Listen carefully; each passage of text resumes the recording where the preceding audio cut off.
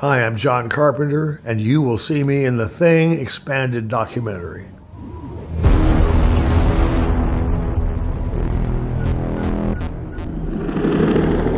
US number 31 calling McMurdo. Urgent. Come in. Over. Did you notice anything strange about the dog? Anything at all? Strange? No.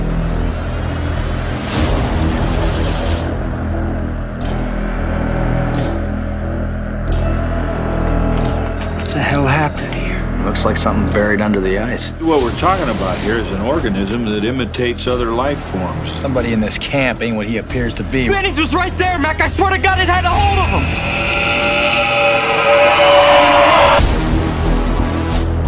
him. It could have imitated 1,000,000 life forms on 1,000,000 planets. There was one of those things out there trying to imitate him, Gary. We gotta burn the rest of them.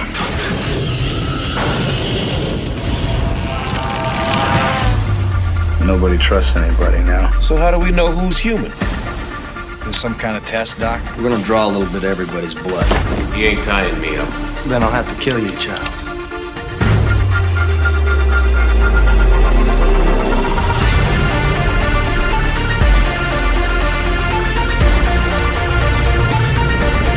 You gotta be kidding.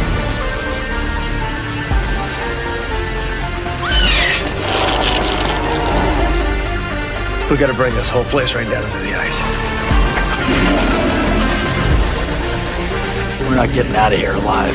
But neither's that thing.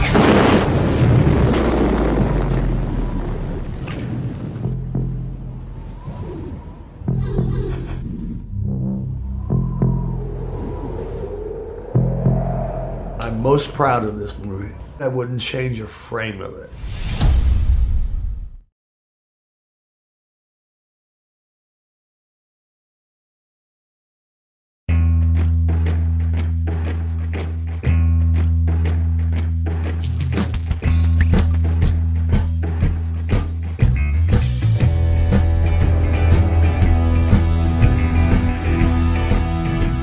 Good morning, everybody, and welcome to Midnight's Edge in the morning. Wake up. It's Friday.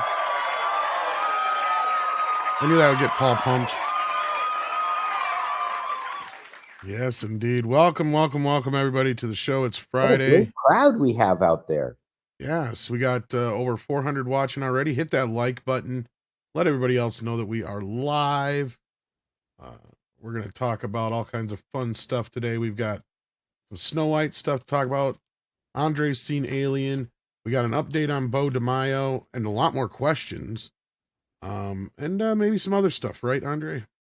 Indeed. We shall see. We shall see. Maybe there's some metal news lurking around if someone asks. Could be. So, yeah, we shall see. And we also have with us Paul this morning. How you doing, Paul? Hello. I'm a wedding crasher exhausted. But the salmon was good. So you're dealing with a hangover? Is that what you're saying? No, I don't drink. I was the designated driver, but it was kind of far away, and driving kind of, it's tiresome. Can be tiresome. So no, it was great time. Beautiful people from all over the world. It was fantastic. It was a fun wedding. Well, awesome. That's a good start for the couple, and congratulations to them. Yeah, nice kids. What can I say? Yeah. Well, glad to hear it. And we also have many nice kids out there watching. Yeah, we have Chad St. John is here. War Monkey is here. Letting everyone know to go get that Thing expanded documentary. The link for that is pinned. You also find it in the description, so go check that out. The people who made that, they know their stuff. We also have One Punch Man Tolkien here. Brian W. is here, wishing everyone a happy Friday, which is nice, and we're so glad that you spent Friday here with us. I'm sure some of you will be going to see Alien later, so you're going to be needing those well wishes. Sander Hammerslag is looking forward to the DeMaio news. So, yeah, we have me too. a lot to get into here. We also have a couple of super chats to get us started, and some more. Ruby Hoove gifted one Midnight's Edge membership, which is fantastic. I think we're probably going to have a membership stream this Sunday, to be confirmed, but looking like this Sunday right now. Dr. Long Donglet sent us £1.99. So everyone, please smash that like. You wouldn't want the hamster to be displeased, so go do that. And Accidental Seller, my countryman, says for 20 Norwegian krona, please, no Alien Romulus spoilers. Gonna watch it soon. Fine, there will be no spoilers. You can relax. Just general impressions. So very, and if anything, extremely mild, and I'll tell you to go away if need be. So yeah. Well, honestly, I think I can say that I don't know if there's really much you can spoil about this movie. We are literally in the 8th movie in this series. So the Aliens franchise has now surpassed Freddy, is almost up to Jason. I think it's surpassed Hellraiser now too. Right? No, there's 11. No, there's still 11. Yeah, you're right. Sorry, my bad. Yeah. So I mean, we're getting to that point where, I mean, you've seen it already. Wait, there's 8 Alien movies? If you think about it, because although you count the AVP ones in a different category, but yeah, that's right. Yeah, because I count them as Predator movies and not Alien movies. Well, there's 6 films just in the standard run, right? If you count Prometheus and Covenant, along with the first 4. So there's 4 original, then there's Prometheus and Covenant. That's 6, and then now it's 7. Yeah, this is 7 excluding AVP. Yeah, that's what I'm saying. So now we're actually in New Nightmare. So 9. We're up in 9 movies if you include. Oh yes, I'm sorry, my math sucks. 9. You're right. Yes. Yeah. Am I giving anything away by saying the Alien is bad? I think that you'll be forgiven for that one. Okay. I think you can expect that there's probably going to be a bad Android too at some point. What? I don't know. I didn't see it, with, but with milky blood. I've pretty much predicted the whole film, as it were, and that sounds like my predictions have pretty much come true. But we'll talk about that in just a little bit. We got some super chats and stuff to get into first. Packing Protons coming in hot right away with $5. Says, according to Disney PR, on X, Snow White is getting mixed reviews. Yeah. Did you see some of the PR they're running out on this thing? Yeah. It's I give them. I mean, they're brave. They're brave. They'll let you run the trailer on your channel and not dox you. Well, I don't know if brave is the right word when you're brave on your shareholders' expense. I mean, the people who are making this, they don't personally risk much. The ones who are still there. So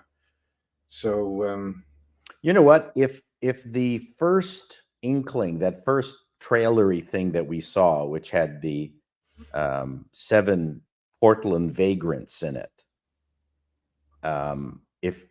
it got nailed so badly, and because they had missed their deadline to present this magnificent Snow White tribute to the 100th anniversary of Disney World or Disney, I would have killed it. To me, its main value was being able to show it as part of a system of tributes to Walt Disney on the 100th anniversary. But because, first of all, they made no tributes to Walt, which we covered, right?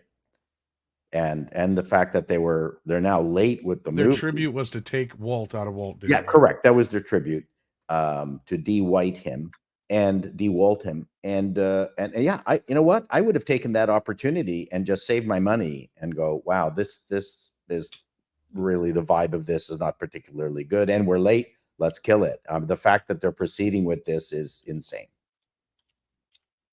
It is completely. I mean, if there ever was a Disney, well, there's many Disney movies that should be getting the Walter Saslow treatment, but this is absolutely one of them, because I agree. I really don't see how anything good can come from this. Let's talk about it since we're in it. I mean, I saw people joked about even the costume looked like it came from Temu, like one of those cheap carnival outfits. And when I look at it in more detail, it does Only difference is like the Temu costumes, if anything, look better. I mean, I have like Snow White costumes in like the local Chinese store here in the Rim, and there's a ton of them for like. No, she looks total dollar store costume. And they look better.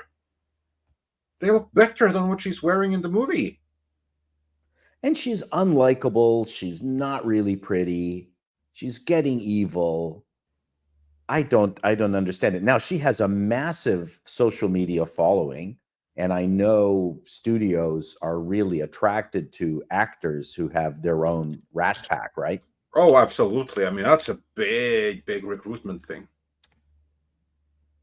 It is, even when you're shooting commercials. Here in Toronto, I know of actors who lost a job because the person who beat them had a massive Instagram following. Yeah. Even though it had nothing to do with the product, like, painful rectal itch cream or something, This unfortunately has happened a lot, that a more talented person lose the job because a less talented has bigger social media following. Tom, sorry, you were saying. No. I was just thinking, I mean, maybe we're misthinking some of this Snow White thing with the whole, with Gal Gadot being in it and being fairer, quote unquote, than, our Snow White, as you would say, I guess. I wonder if they're just going to flip flop this thing, and at the end, Snow White is the villain. That would shock me. That would really, really shock me. Because this whole time the queen was misunderstood, and she's a literal queen. We'll find out, who's was a man. Well, and this way it justifies them having a man play her in the Disney park. Why would they change the original story, the plot, which was about power, not fairness? That what she's really taking from the queen is her power. That's what the revised story was. But I was surprised that they kept the fairest line in the trailer. That really shocked me. Well, that's because their definition is different if you saw our video. Yeah, sorry, go ahead. Yeah, exactly. It's going to be who is the most just, the most righteous. They're going to change it to that definition. That way they get to keep the line, but they get to subvert it and stuff. And you can just bet that there's going to be some talk about, but the queen is fair and just. But Snow White, a commie rebel leader, she's so much more fair and just than the She's queen. Fairer and justier. Oh, so it's fair in the context of equity. I should imagine so. Yes. Oh yeah. Okay. So it's an equity play. Who is the most equity person in the land? Exactly. Who is the most equitable? Who can bring the most equity in the land? Because this is something we've heard before, that she's going to lead like a commie uprising, and it's all about power dynamics. Yes. And in that context, if you're going to keep the line fair, then obviously that's how they're going to do it. Commies, they don't like to change the language. So okay. Yeah, no, I can actually see that. They're talking about equitability. Yeah. Not equality. No. That's bad. That's bad. Yeah. Yeah. So who's the fairest? Oh, that's nasty. If that's the case, that's nasty. Yeah, exactly. Yeah, it's the clips actually in her video where she says it. Like they say in our version, fair means the most just, basically, in so many words. Like she has a bunch of words. Wow. Yeah. It's kind of like an animal farm, right? Like all animals are equal. Some are more equal than others. Like the same thing here. Everyone in the land is fair. Snow White is more fair than others. So fair equals equity. Yeah. Yeah, it's equity. Yeah, that's what it is. So yeah, in other words, though, Snow White is, or in other news, I should say, Snow White is getting just pummeled in the like-dislike ratio area, sounds like. Worse than any other trailer in history, from what I understand. So that's fun. And they couldn't see this coming. Really? You know what would be brave? If Disney would use that in their marketing campaign. That would be brave if they were to say, go check out the movie with the worst ratio trailer in history. Put out the new trailer with that. That would be brave. That I would grant them. Yeah. Because of audience response, we've changed Sonic in Snow White. We've improved him. See, Sonic. If they in actually Snow did put Sonic into the Snow White movie, that actually would be an improvement. I would love to see. You know what? It would have been great to see a whole bunch of characters like Sonic as the seven dwarves, the seven animated game characters. So basically, be Ready Player 7. Yeah, but it would make sense. Ready Player One was impossible to film. I don't know why they did. It was just it had some nice moments. It had some interesting ideas, but the movie just kind of like, I was just kind of like, what is going on here at some points? Steven Spielberg does not play video games. Well, Steven Spielberg is not Steven Spielberg anymore. Steven Spielberg hasn't been Steven Spielberg since basically Schindler's List. The only movie he made after that was worth a shit was Catch Me If You Can. And that didn't even feel like a Steven Spielberg movie. I would posit to you that pretty much anything to do with science fiction he doesn't really get, and I will say that aliens of a whatever kind, whatever that thing was called, I don't think that was science fiction. That was a family movie. But you know, the Tom Cruise one based on the Philip K. Dick novel, that was terrible. Except for moments. He's good. I mean, as a visionary not cinematographer, but someone who can set up the shots and move the cameras around, he's still fantastic. Oh yeah, absolutely. The stuff is just beautiful. I mean, they're willing to spend money on his stuff. But I mean, what he did to Tintin, I will never forgive him. Yeah, no, I don't blame you. I don't blame you. So, I don't know if there was much else you wanted to talk about the Snow White business. Well, there's not much else to discuss about Snow White. Watch the Midnight's Edge video on it. Leave a link somewhere and just get people to watch the video you just left. Yeah, check the video that we dropped most recently, which gives everyone up to speed. People are liking that video, and especially the musically inclined are getting a kick out of it, if you know what I mean. So yeah. Yes. So yeah, that's cool. All right, let us move on from there. Yes.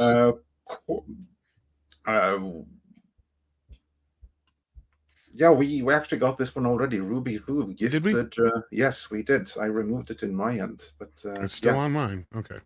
And this thing's been off all week. Yeah, Chris CMA1 says for $5, unless Disney publicly reprimands Rachel Zegler. Yeah, that'll never happen. Oh. Might she be called into the Gina Carani versus Disney lawsuit? No, I don't think so, because she hasn't said anything that would qualify as that. I mean, she said Free Palestine. I do not think that Carano would have been that they could have used that as an excuse against Gina Carano. No, I think they're referring to Ziegler's online comments. I was going to say that's my interpretation. What he's saying here. Now, do I think they will call Ziegler in or use her as an example? I don't know if they'd want to, because it happened after the fact, which, okay, whatever, but I know that's neither here nor there. But Gina, part of her argument is that she was being, she's using California's sex discrimination law against them, basically, is what she's kind of doing here. So I don't know if this would necessarily help her case, but I mean, it is kind of more of a point to her being, othered, I guess is a way of putting it. So maybe it will come up. I don't know. That's a good question, Chrisman, now that you think about it. I wish we had a lawyer here to talk about it with. Yeah, that'd be sweet. Well, we'll see who shows up over the course of the stream. Yeah. But no, that's that lawsuit. That's going to be something. I'm sure that her lawyers are going to use a laundry list of individuals who work for Disney and have done and said stupid shit and gotten away with it. That would be a very slippery slope to go down. I know, that's the problem. I was going to say, because we actually have one that's going on right now that we're going to talk about this morning in just a few minutes here, most likely. But I did want to touch on a little bit more of some other alien business too, unless you want to save that for later, Andre. No, we can get into that. I figured we'd start with alien. Have a super chat that even gets us straight into it. I think we do have a problem now where it doesn't matter which side it is, almost any comment requires retribution. I think that's dangerous and not valuable. It's I think demonizing dissent, not dissent, but being hurt, or even if you're not hurt, people are now going in and saying, oh, this comment is insulting, even if it isn't. They're using it as a weapon. No, I don't think anybody should be canceled for any reason. I mean, you say something stupid if you work for like a company like Disney, that's a family company, I could understand that, but at the end of the day, everybody should be able to say what they want without any repercussions. But I also feel like if you're somebody who's a celebrity or you're in music or movies, you should probably think about it before you talk about politics and religion. Because all you're going to do is segregate your audience that way. Because you're going to make, somebody feel like, well, since I don't agree with you, you think that of me? Because that's the other problem lately we've been getting with a lot of this political nonsense and stuff like that. But anyway. No, exactly. It's a great way to split the audience. But moving on. Yeah, and I'm not saying nobody should be able to say what they want. You can say it, but if you piss off half your audience, don't be surprised if you go out there and say, well, I hate Trump and I hate anybody who supports him and I think they're degenerates. I piss off half your fan base doing that. I get comments from people when I insult both Kamala and Trump at the same time on my other channel. Yeah. They go, stop being so equitable. Yeah, but you're allowed to because we're just pundits, so that kind of like goes with comes with the territory. It's a different thing if you are an entertainment product, which I would say that we are not. Rachel Zegler is an entertainment product. If she goes on and takes side in any kind of an issue, then she diminishes her value as a product because it is now a product that is less worth to Disney because you just offended half your, maybe more than half of your audience or less. Let's just see what happens to Midnight's Edge when it hits 100 million subscribers. Let's see, you have high hopes for us, sir. Yeah, when that happens, I shall wake up. Yeah, I'll be as woke. If you want to pay me, I'll be as woke as you can be. No, what I mean is that I'll wake up because that was a dream. Yeah. There's no way we're hitting 100 million, but thank you for the vote of confidence. I'm hoping for it. Well, I thank you for it. So I'm hoping for one, and even that is so. Yeah, that'd be nice. Ambitious, let's say. I would hope for 500,000 at this point, just to be like, okay, we finally got that far at least. Yeah. But that being said, we got a £1.99 from Dr. Long Dongler reminding us to hit that like button. We appreciate that here. Speaking of, and then Corbus Dallas says, is Bat Tom available for my 41st birthday? Ooh. All right. Hello. Good morning. We got a birthday. 41. Holy crap. I remember my 41st birthday. It was nuts.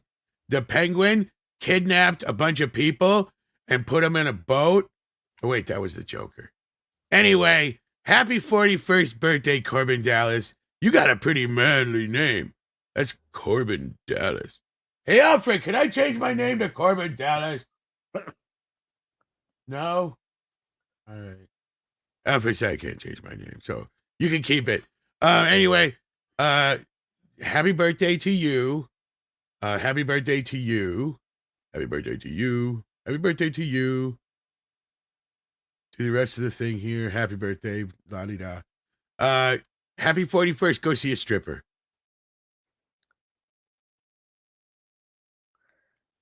I think it's sad that Bat Tom actually needs to have the lyrics to Happy Birthday printed out before he can sing it. He's got more important shit to worry about. And you know what? The lyrics are really hard to remember.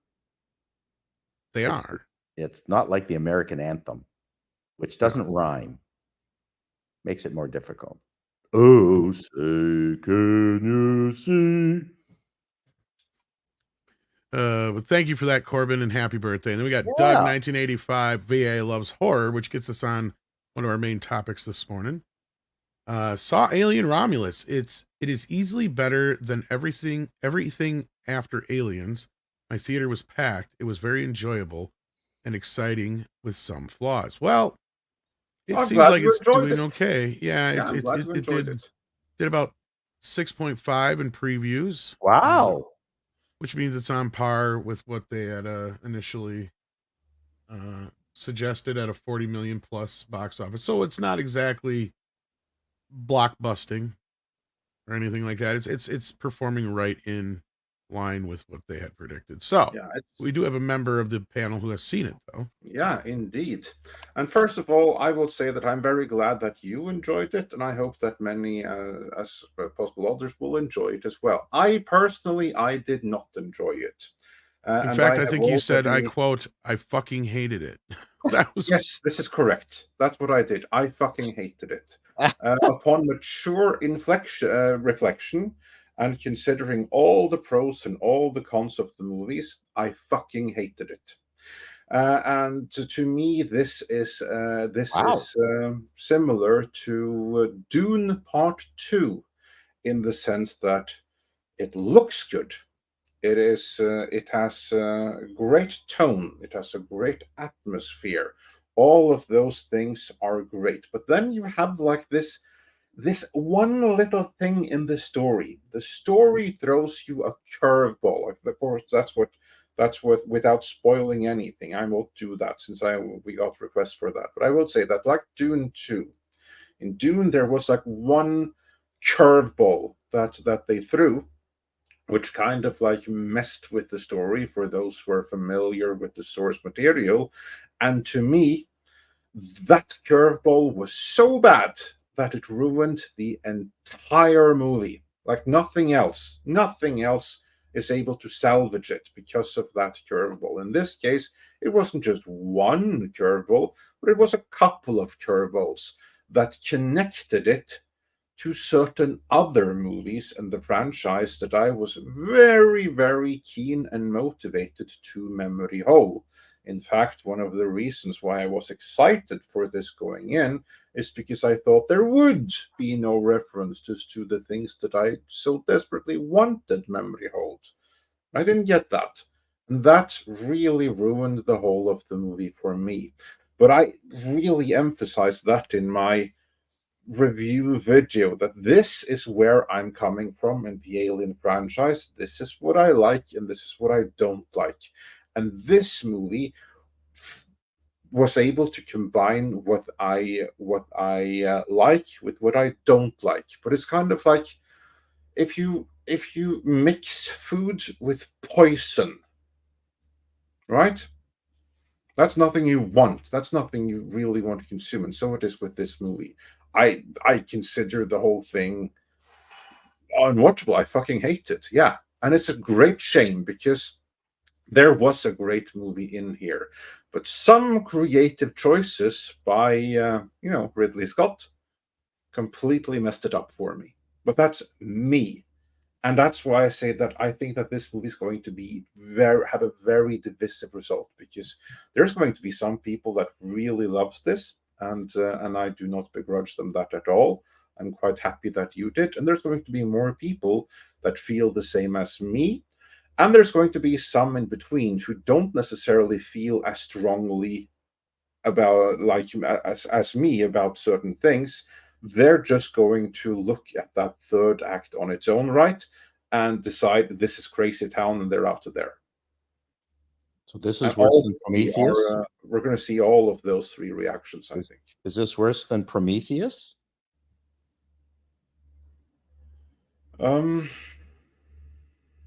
Okay, when you say it's worse than Prometheus, then I take it you did not like Prometheus. No. No, you're not going to like this movie. Okay. Yeah, I was told by a lot of people that it wasn't supposed to have or I wouldn't say a lot of people, a couple people would say, that it wasn't supposed to bring up all this other crap from Prometheus and Covenant.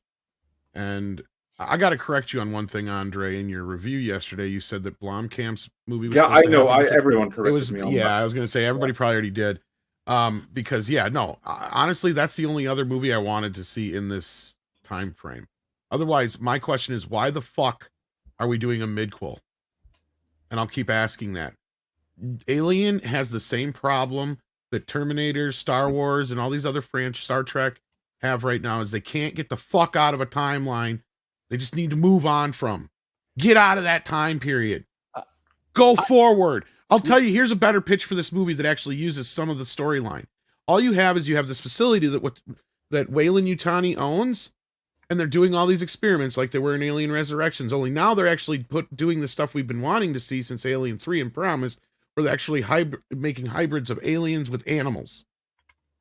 Right? So you have different kinds of aliens now. And then they find out that the station is about to crash into Earth because it's having a technical issue or whatever. And so there's this ticking time clock of stopping this thing from crashing on Earth, because if this thing crashes on Earth, guess what? Aliens are going to get on Earth. That sets you up for a brand new fucking trilogy in the future with no huge connections to the past other than that the corporation now has the alien. That's all you need, right? You can have brand new characters. You don't need a Ripley stand-in, because that's another problem. They were trying to do that since Winona Ryder, and it didn't fucking work. Sorry. This franchise pisses me off. Well, I thought it was, in the trailers, was more simple than that, and I thought it was quite clever in the sense that I thought this was going to be just a straight-on horror version with aliens, with kids getting knocked off one at a time. Like, that's what I thought. That's when I was excited. And I thought, what a great idea. So it's not connected to anything. It's just Amityville horror. Let's have fun and knock them off one at a time. And I thought that was brilliant. But now it turns out that that's not what they did. Like, simplify it. Really simplify it. Yeah, if they just had gone really, really simple, if they had basically done the equivalent, done Dread, but with aliens. That's what I wanted. That's what I thought this movie was. If they had done that, I would have freaking loved this, but they didn't do that. Like, there's elements of that, but not enough. Yeah, but that's what the trailer was other about. Things, and I know, and I like the trailer, but those other things, those curveballs they threw in, ruined it for me. Isn't that interesting? The problem is, we've had this movie 4 or 5 times now. What you guys have just said, like, and what I keep hearing from you, and Grant, I have not seen it, and I'm not gonna see it until it comes out on digital, even if then, because Covenant burned me so bad that I was like, "Are you fucking kidding me right now?" Ridley Scott just remade the first movie, only worse, and then he went and left half the movie on the cutting room floor that you need, because you had to go online to see these deleted scenes to understand what the hell is going on. And I'm not even kidding. I'm not. No, there's two specific deleted scenes that got loaded up online just before the movie come out, and I'm sitting here going, maybe you should have put these in the fucking movie, Ridley. And they're not even deleted scenes. Like, they're basically shorts that take place between the first 2 movies that you really need to understand the movie. So if you go in to see Alien Covenant without having seen those, you're going to be a little bit lost. And they have never been reinserted back into the movie. And they're not on any streaming servers where you have it. I think the only place where you have them right now is on Blu-ray. I mean, are they even still on YouTube? And They might be. I don't know I don't think they pulled anything down from Fox's thing when Disney bought them. Again, these are like so. Luckily, there's nothing of that here. But that was really misguided. Yeah, basically, you get the scene to find out what the hell happened with the main character from Prometheus and the android. There's a whole scene that tells you what happened there, and I'm not going to say anything because if anybody hasn't seen it yet, you'll go see why that character's not in this movie, and then or in Covenant. And then there's another scene that's like another short, like Andre's saying, where it literally introduces you to all your characters and it gives you kind of crucial information as to who these people are. And so you kind of get more of an idea of what they're doing and why they're doing it and all that kind of stuff. And it's like, we need this because it also tells us who's couples and who's not. Because when you get thrusted into that movie, if you haven't seen it, it doesn't sound like, it completely, you're lost on who these people are and whose relationships are with who and why, and it's really fucking convoluted. And it's just basically diverse alien. That's all it is. It's the same fucking thing as the first movie. And that's what this sounds like. The same thing as the first movie mixed with some things with aliens. And then it's ruined in the third act by shit from Prometheus and Covenant. And am I wrong, Andre? Well, there's nothing from Covenant. I'll say that. Well, Covenant didn't really have anything added. Actually, is it? Are you sure on that? Because Covenant is where Dave was creating the new xenomorphs. Pretty sure there's nothing from Covenant. Because that's what got us here, I thought. No. It's Prometheus that got us here. Well, then I heard even ties in with the first film. Not to get into spoilers, a lot of ties in with the first film. Yeah, it's like if you've seen the original and you've seen Prometheus, you're good. If you've lost out on any of those two, you're a bit lost. Yeah, I mean, in all the movies, they never did a teen slasher version. Kind of. That's what the first movie was. No. That was pure sci-fi. No, actually, because Ridley Scott himself and others have said it's alien in space. Yeah. It's Halloween in space. I mean, slasher. Yeah, it was Halloween in space. That's what I'm saying. The first movie was. Yeah, it was a slasher. It wasn't a teen slasher, but it was a slasher. That's what I meant. Teen slasher. Yeah. Well, that's what this is now, a teen slasher. But we've already had a million of those. Not quite the way I pictured in my mind. Fair. But I mean, my point was I always kind of found Alien a little bit more prestigious because it wasn't the teenagers getting hacked. It was actually supposed to be smart people. But I thought that's what this was going to be, and I thought, wow, this is gonna be fun, just full on. Yeah, and if that's all it was, it would have been. Yeah, really, that's all it needed to be. That's all it needed to be anything other than that. If it had been a teenage slasher movie with no more to it, there's teenagers in the wrong place at the wrong time, getting slashed, then all would have been well. Don't go to the furnace. You have that in the movie, but it's mixed in with other things, and it's those other things that, depending on what you feel about those other things, that's going to make or break the movie for you. That's the problem. They think there's only two types of alien movies they can make. They can make either the slasher, which is what you're just talking about, Paul, which is like the first movie, or they can make the Aliens movie, which is the full-on space war Marines type thing. Right? They feel like they can't go anywhere in between anymore. Yeah. I think there's a lot more places to explore in this universe. I think it's amazing, though, just the influence of both those first two films, and especially the second one on video games, the Marines in space. If they had just done an adaptation of the video games, or even the Dark Horse comics, would be good. Well, I heard that. My other issue going into this, and I haven't seen it again, just to be clear, but just going off of things I've heard you say, Andre, and the guys talking last night and other stuff, is that the Prometheus and Covenant really convolute a lot of shit that happens in Alien and Aliens, as far as I'm concerned, because my impression of what the company knows between Alien and Aliens and why they send people to the planet in the first place, and why Burke sends out, Newt's family to check out where the eggs are and stuff, is because my interpretation is they didn't understand the ramification of what they had. Right? That was my interpretation, is why else would you send a whole colony out there to get killed? Because it makes no sense, because that's the whole point of Burke doing what he's doing, to a point other than trying to, yes, he wants one of the aliens, but he's also there to clean up their fucking mess. Because they're basically like a company like Amazon that built this station out on this planet, and they sent all these people out there to die. Right? So the shit they're facing is Burke's got to clean up this mess, but he also thinks he can get them out of this mess if he can bring home one of the aliens and sell it to, as a weapon. Right? So that's my interpretation of that whole thing. Once you bring the Prometheus and thing into it, that really convolutes a lot of stuff, and it really makes me question how much, because they make it out to where Dave basically created these damn things, right? And it's just really, we got to this point now. So what are they doing? Why are they even acknowledging this shit from Prometheus and Covenant? Because Covenant just from extension because it's a direct sequel to Prometheus. But I mean, I don't get it. Why are they still doing this? Why are they? Because you're right, Andre. That to me was what turned me off. If you'd have come back and told me, yeah, they completely ignore that stuff, or it's not even brought up because it's not even important to the story, I think that really would have helped. That's all I wanted. We're getting back to like the basics kind of thing. Yeah. All I wanted. And on that note, this is actually something that that answers the question.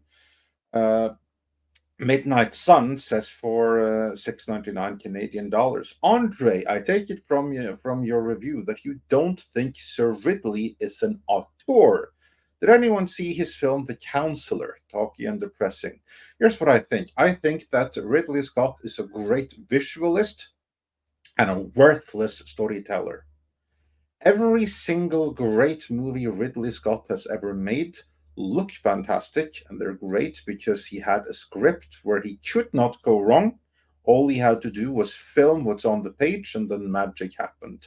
The moment that something was left for interpretation, or worse yet, he had something to do with actually constructing the story, then you're on shaky ground right away. That's when you get a movie with 10 different cuts and everything. And this is the problem that we've had since Prometheus onwards, that Sir Ridley isn't just there in the capacity of here's the script, now go shoot it, because that's what he did on the first movie. No. Here he's suddenly a storyteller. He's not one of the original creatives behind Alien. No. He's a hired gun. They had the designs and stuff like that already. So his job was basically to film it, add a great tone to it, find a good cast. He did all of those things, but all of the story, all of the things that you associate with Alien, they were there before Ridley Scott. And then he comes in later, and then he hijacks the entire franchise from Prometheus onwards with his own ideas that have nothing to do with Alien. He just wants to take it in a different direction. And he's not the storyteller. He's not the storyteller to do that. I mean, I've said this before, and I'll say it again. When it comes to storytelling ability, I put Ridley Scott on par with Zack Snyder. Well, you're 100% right. And there was this documentary that came out a couple of years back about Alien that I thought was a really piss poor documentary, but there was a few things I did learn in it. I mean, we already had some ideas, but it really does solidify exactly what you're saying. The movie was set up by Walter Hill and Dan O'Bannon. The movie we got was what they were going to make, pretty much. Yeah. But what happened was Walter Hill, I can't remember if he just went off and started doing other things because he got sick and tired of the movie not, progressing like he was hoping for, or what, but he's still on as a producer and all that stuff.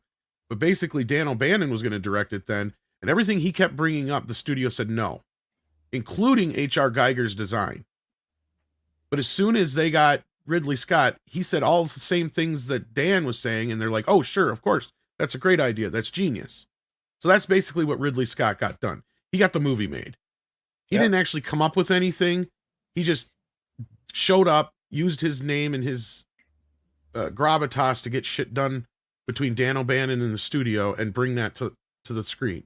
Now, what he's doing here, and this is what pisses me off about this movie specifically more so, is he's trying to connect and tie in his bullshit from Prometheus and by extension Covenant into the Alien franchise proper. Because I've maintained that he has always been jealous of what James Cameron did with Aliens. Because Aliens is the one that got all the Oscar nominations. It's the one that everybody goes to as far as the lore. It's the one that established all the lore. It really solidifies the idea that the alien is more of a biological weapon of sorts, right? Because Ridley's always been trying to make it more complicated than it is, okay? And I get it. Yeah, somebody said something about Dave didn't make the thing in the... No, I know, but he manipulated them between films, and that's where we got from that weird looking one at the end of Prometheus to the one in Covenant, because that was the whole point, is it was Dave that supposedly evolved them from that version to the version we know now, basically, if that makes sense. I get it. It's convoluted as stupid shit. All I know is that Ridley Scott wanted to make a movie about gay robots, not aliens. Yeah. The one thing I would contend with in your comment, Tom, is that Alien was not at the time of Ridley Scott's well-known list of successes. In fact, my recollection was he was struggling as a successful director until Alien came. Well, he took Alien as like a work for hire, basically. Yeah. He had a duel behind him, and that gave him a lot of hype. And but so it was a failure. The studio placed more weight on his words than they did the known name writers that were the true creative drivers there. That's what Tom was referring to. Yeah, when you have a director who is considered hot, he didn't have like the gravitas he has now, but he was considered a hot director. You think so? I mean, yes. None of his stuff made any money. I thought he was a struggling director. Yeah, it hadn't made money yet, but he was recognized as someone like, well, this is someone to look out for. For instance, I present you Denis Villeneuve. His stuff hasn't made money either. No. But he was someone like, okay, he was in this movie right here. The audience did this movie here. The audience didn't click, but we liked where this could go. That was where Ridley Scott was at the time. He didn't have massive commercial success, but he was still considered a reasonably hot commodity within that studio. No, and that was one specific story because O'Bannon was like, I want this design for the Alien, right? You know, and he showed the studio the picture, the one picture was a Necronomicon or whatever of yes, from Giger, yeah. H.R. Geiger, yeah. Or Giger, however you want to say it. Sorry. Giger. And he in the studio's like, well, we can't do that. You got fucking penises and vaginas all over everything. Get that the fuck out of here. The moment that fucking after Ridley got the job and he comes in the office, he goes, here, this is the guy that should design the Alien. They're like, perfect, brilliant. That pissed Dan off. That was the whole thing. Everything Dan said, I want this. They're like, no. As soon as Ridley comes in, he goes, well, this is what I got set up. He goes, well, that's cool. So he goes in and Ridley says it and the studio's like, oh yes, of course, brilliant. So it's like, well, but Dan did all the human ships and suits and things. And Giger did all the alien stuff. Yeah. And it was brilliant. My point is when Dan was going to direct it, though, the studio was just resistant to him from the start. They wouldn't let him do anything. Yeah, but I mean, wasn't once he lost Walter, he didn't have anybody to back him up. Most of the human alien stuff was done by Ron Cobb. He did the visualization of most of it.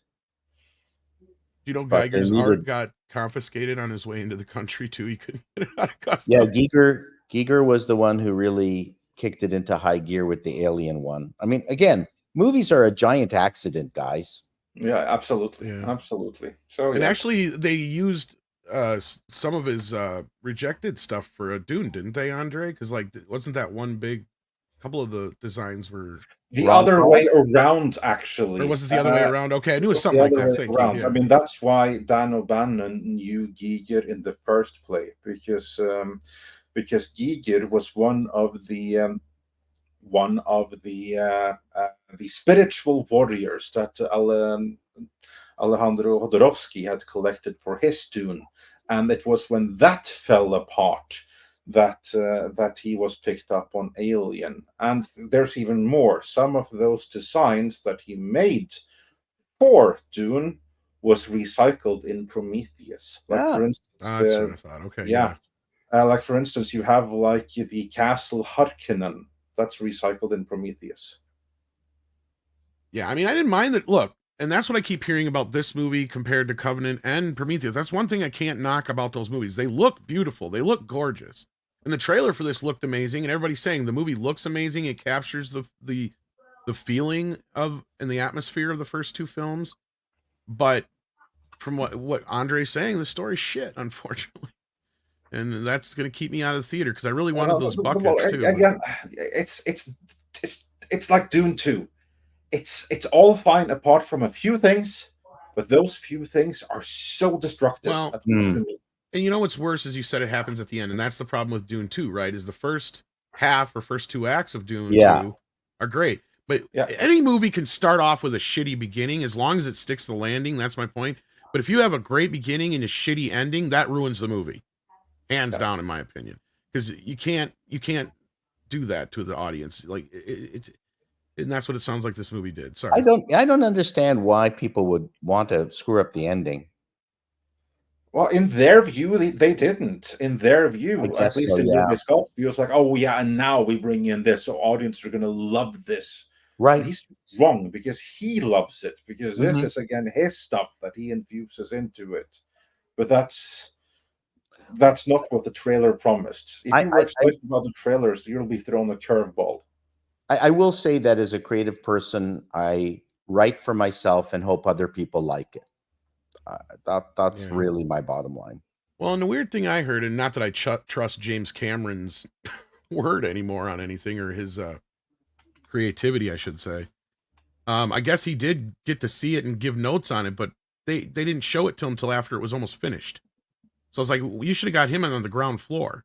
But I'm sure Ridley was resistant to that. You should have gotten him instead of Ridley. I agree. I mean, anything. Yeah, I don't know. I'm not going to see this until it comes out on digital, so I can't speak much more on it. Cameron sure knows how to write a simple story. There's no question. I think that this would have been in a far better position if Cameron had either written it or given notes, but unfortunately it was Ridley Scott doing that, and to me that's what ruined it. Yeah. And Malichi D. Wildman on that note asks for $5 for Paul. If Romulans are aliens, why are there no Romulans in the Aliens films? Yeah. Where's the Romulans, Paul? Where are they? Well, that's what this movie is, Alien Romulans, isn't it? I think they didn't pass the diversity test. I needed some Romulan ale after this movie. No, I've said it before and I'll say it again. Ridley Scott's a great cinematographer. He's a great director if he's got a really nice map to go by. Great examples, of course, being Alien and his recent one with Matt Damon, the Mars one. Well, that's not recent. It's been a few years, but you know what I mean. But he actually had a good blueprint to go by. But you give him too much free reign, you get crazy shit out of him. You get 12 different versions of the same movie. And I've never felt he was a creative force. And James Cameron, on the other hand, was. I would never accuse Ridley Scott in his crazy periods of being as bad as Snyder. I would never do that. I mean, no, I don't think I'd go to that level. I agree with you there. Snyder's on a whole nother level. It's no, I agree with you. I'm sorry. As mean as I've been to Ridley, I can't go that far. I may have gone far on that, but what I mean is that I recognize that he's a great visualist. As a storyteller, I maintain the only truly great Ridley Scott movies are written by others with minimum involvement from Ridley Scott himself. And the more involvement you have in the writing from Ridley Scott, the more confused the movies are. Yeah. That I stand by. And that's where I'm coming from too. I agree. And I mean, I'm probably even harsher on him than you are, Andre, right? So I mean, well, I'm the one that pick on him a lot. Snyder, so I don't know. Oh, did you? I guess I didn't. Or did you do that in your review? I guess I missed that. I did that now. Oh, you did? I guess I missed that. Then I guess I didn't pay that much attention. Because I missed that. Snyder is never should direct another movie, and he's done a couple that I really love. He should just be a cinematographer. Period. Yes, that's it. That's right. He should be a cinematographer, and if we're completely honest, so should Ridley Scott, or a production designer. That's the Alien. Production designer, cinematographer. There you go. That's all they need to be. Yeah, that is perfect for them. Wow. Yeah, but you can't take Blade Runner and Alien away from Scott. Well, you can Alien. That's our point, right? Like a lot of that production, all that stuff was pre-designed for him. Pre-set up. He had everything. I'm just saying, it is what it is when it is. I'm just. Yeah. No, I know. My point is, I think for Blade Runner away from him. Well, I was going to say, because I maintain if Walter Hill had directed Alien, we still would have got the same movie. I bet pretty damn close. That's my point. I won't give Ridley as much credit for Alien as everybody likes to give him. I will give James Cameron much more credit because he actually added to the lore, right? He actually set it up more so that we have the Queen Alien, then you have this, and you have this, and the whole life cycle and such, right? Like, and we pull more from his lore than anybody else's. It's Space Marines. I mean, that's what I'm saying. So, like, holy smokes. all Video Alien games. is just a bug on a ship, right? So, yeah, I mean, the global influence of Cameron's Alien is palpable. Yeah, absolutely. Mm-hmm.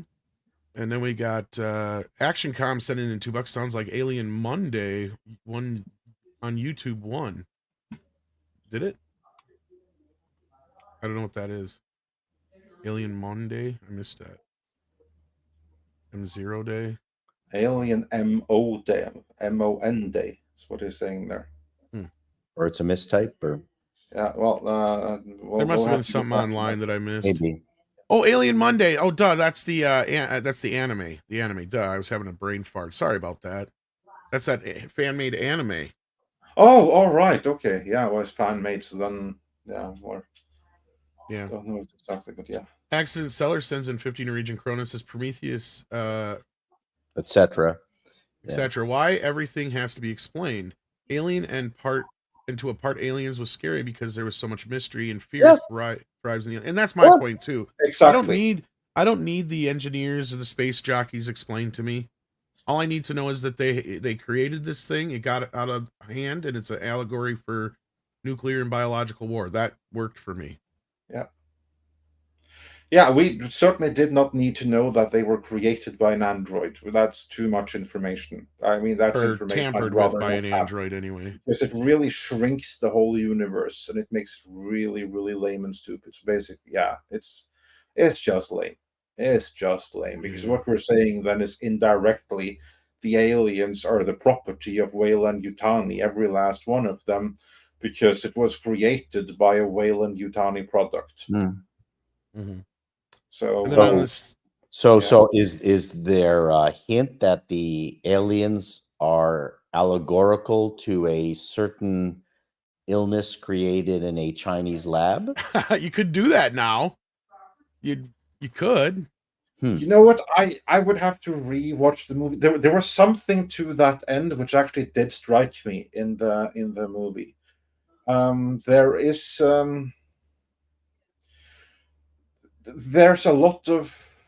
There's a lot of illnesses and diseases going around in the background there, to put it that way.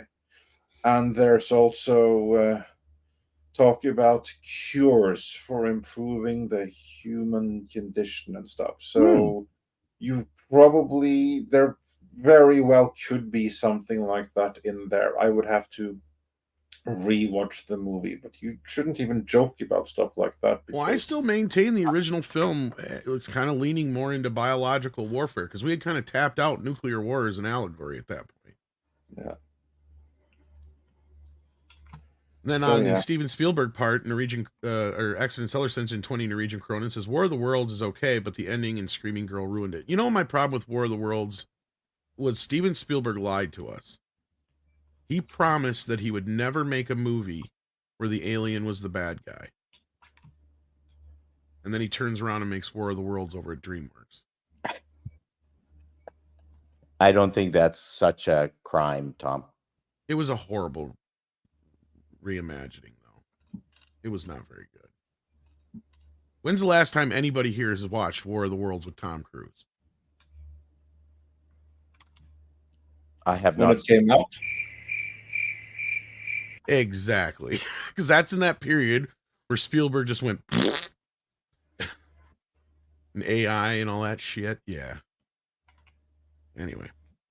On the more on the alien front, kind of, sort of. Kenny Long sends in $10, says, why is it so hard for Hollywood to adapt novels into movies, i.e. Resident Evil, Alien vs. Predator, Terminator? They would make fantastic movies, Midnight's Edge, MAGA Trump 2024, I stand with Israel. Okay, well, here's the thing. I know it would make so much sense, and a lot of fans would be so much happier if a lot of times they would just directly adapt some of these things, especially comic books. You have the storyboard already done for you. But of course, a lot of these creatives like to put their own stamp on shit. That's part of the problem. This is an issue, because it's funny that you mention, okay, I don't know about Resident Evil. I'm not familiar with that one. But when it comes to Alien, Predator, and Terminator, Dark Horse Comics did amazing in the early 90s because they got the comic book license for all of those and they continued the story in the comics. And if we're completely honest, those comics are better than the movies. Like, especially Alien versus Predator.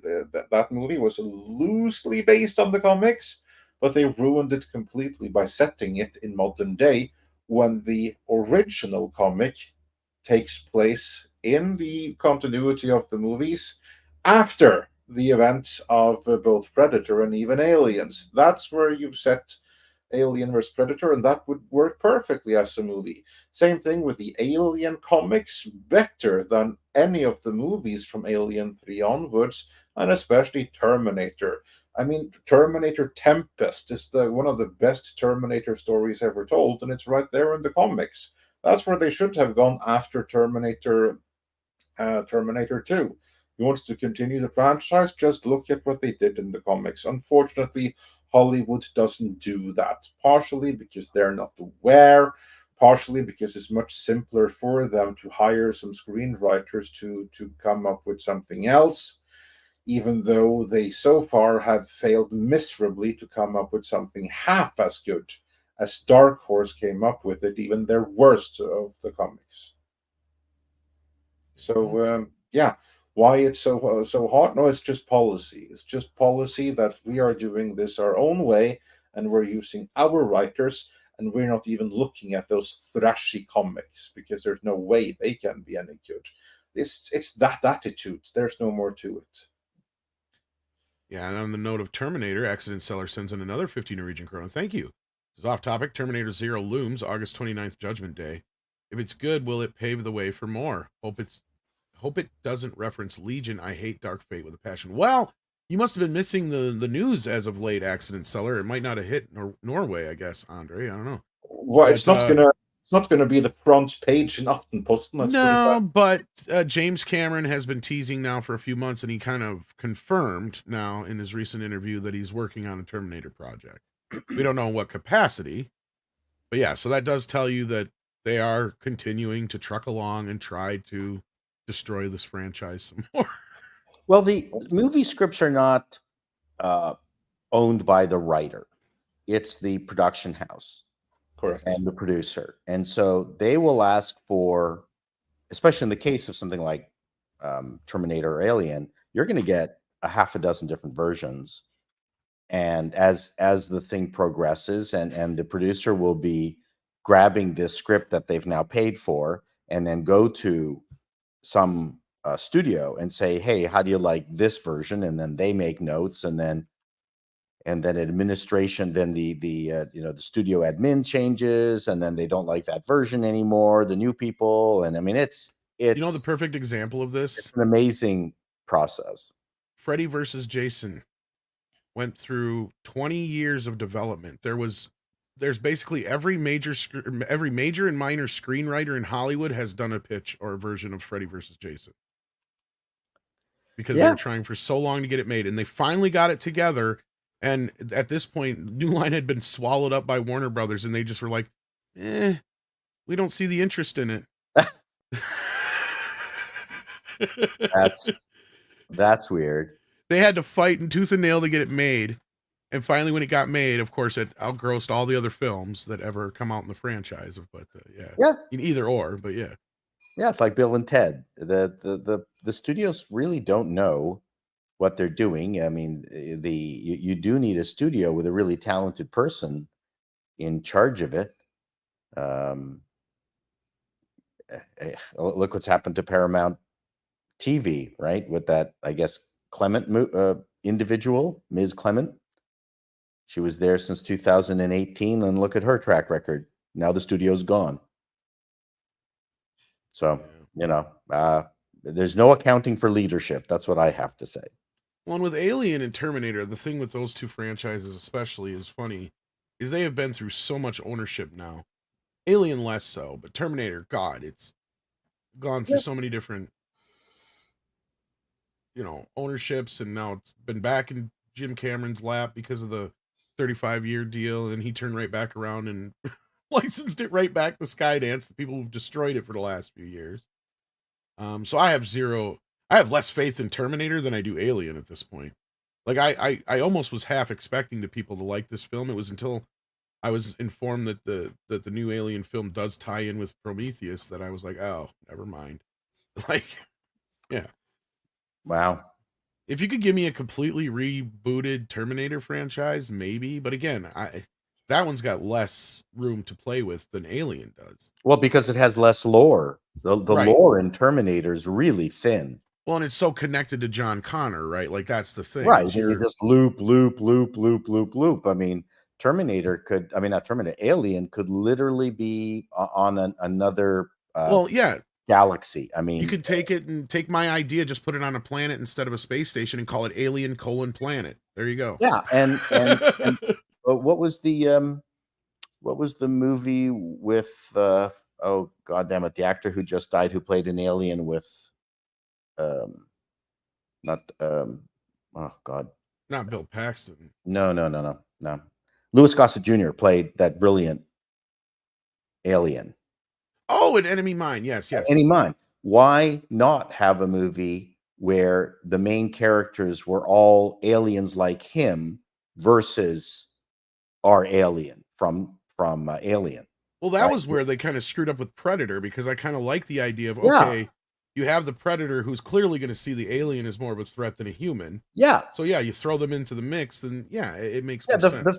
the first AVP was good. I mean, it was neat, but I'm talking about aliens that are more Right. that are also not predators, but they have their own powers and their own unique way of doing things versus, these aliens. Why not see another group of people dealing with this story? It doesn't always have to be humans per se. No, that's a fair point. I see where you're coming from. Yeah, no, I They're would not have rather expanding seen the that. universe. Yeah, exactly. And that kind of goes right back to my initial point before of like, for some reason, they think they can only make one of two type of alien films. Right. You're right. No, expand it.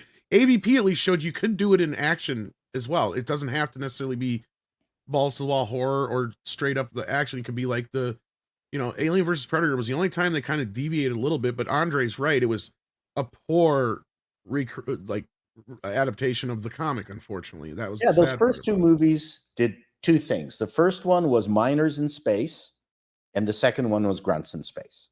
Yep. And those were just such Truck drivers refreshing in space, I concepts. felt like the first one was, but yeah. Truck drivers in space, and they also made the spaceship a very claustrophobic, like a like a bomber, like a World War II bomber, as opposed to the spacious condo suite in Discovery, Star Trek Discovery, right? Oh, it was kind of like a submarine in space. Yeah, it was Das Boot in space. Yeah, Das exactly. Boot. Yeah, exactly. Like Das Boot. boot, but I think it's boat. Yeah. Boat. Das Boot. Das Boot in space. Yeah. Like fake German. So that was a real revelation. I mean, I think that was Ridley Scott trying to make it claustrophobic as opposed to expanded. It's funny how subsequent science fiction has forgotten that whole notion that these things cost money. Some entity had to pay for these ships. They had to have certain features, certain minimum standards for the humans, but for the most part, the standards had to what's the word? Weigh on the side of the person paying the bills. Well, that's what I loved about Alien is that the ship they're on and the fact that they're like these truck drivers in space, like the ship is leaking, they're constantly dealing with issues. I love the lived in world that it feels like. And that's what Ridley brought to the table too, is, he saw Star Wars. He's like, son of a bitch. He beat me to it. Cause his whole idea was he loved 2001, but he's like, the problem with 2001 is it's too clean. Yep. Right. He loved that George Lucas managed to make a universe that felt lived in. And that's what he was trying to bring to Alien more so than anything else. As far as that's what I would say his creative contribution to Alien was mainly this is not going to be a futuristic looking thing. It's not going to be Star Trek. It's going to be, these guys are truck drivers in space. They're literally stuck with equipment that barely fucking works. Right. Like you said, it works more for the people that they're working for. I love that analogy. That works perfectly. Yeah. And both movies had that. And this is also what bothers me about Star Wars is that I think you've got to bring in commerce into these things, that there's just not an unlimited supply of money everywhere. Like everything works on a capitalist level that you've got to, like I said, in Star Wars, after George Lucas is finished, everyone seems to have their own fucking ship, designed custom ship, as opposed to, look, the only thing we can afford are, this level 2 Fleet 83 ships that are no longer being when you're dealing with, the Middle Eastern war, they're still running MiGs, Russian MiGs. That stuff would never end in the future. In Star Trek, all these places, money has to have an influence on the stories, but they completely forget about it. We can make any fucking size ship that we want, as many of these as we want. It's just not possible. And it drives me nuts that commerce is completely left out of these things. And commerce is all about these things, Paul. This way I can sell more toys. Well, Each that's character gets their own ship. Yeah, well, there's that too. Which is what I love about the Japanese TV shows like Kamen Rider, where they think of the different motorcycles and accoutrements first, then make the show. Gear porn ahead of time, yeah. Stuff. So, anyways, but notwithstanding that, no, I know I was joking mostly. Yeah, yes, I knew what you meant. So I think Alien, the franchise, kind of lost that kind of corporation in space, except for corporate as being evil and making and wanting the aliens so bad. Yeah, they forgot the commerce side of it. Yeah. And that's why I enjoyed the first two films most of all, because and I liked then the idea of, yes, the company is greedy and they want this thing, but I liked better the idea that they didn't know what they were going after. It was that hubris. Right. Yeah, it was that hubris of them thinking they could control this thing. And that's what Ripley was all about too. She's like, you guys are fucking insane. Right. Yep. And then when you get to the other stuff, it's like you're over convoluting it. You're over adding extra baggage to this. You don't need to go there. You're 100% correct. I love it when we get these. And that was the sad part that pissed me off about Covenant, because Covenant could have been a good movie, because the whole point of those guys going there is they're supposed to be colonizing this planet, right? It's like a planet that's a lot like Earth, and it's a bunch of couples that are supposed to go and colonize. They're going to basically be these Adam and Eves of these planets. Yeah. And in that's kind of a little bit more unique and more in line with what we've had before, but different, right? Like, it's like, okay, these people are completely unaware of what they're up against. And then it just turns out that Dave's in like a cave there and he's got anyway, moving on. Yeah. We got some more alien stuff to get through here yet. John Thomas sends in 5 and says, I just want to know, did the aliens pop out and say, hello, my darling. Hello, my baby. Hello, my ragtime gal. Send me a kiss by wire. Baby, my heart's on fire. What did he have? He had this special. Change mine to the soup. That was that's a great scene. Warner. Yeah, there wasn't any. Oh no, not again. Other than that song, Froggy Day. Is that what it's called? Yeah, One Froggy Day. One Froggy Day. There was no people speaking, just the frog. It's a great. I think he won an Oscar for that. I think Chuck Jones did. Yep. Yep. Yeah. And he won it for What's Opera Doc. Yep. Yeah, and Alien, and then as far as that alien sequence, and I love that in space.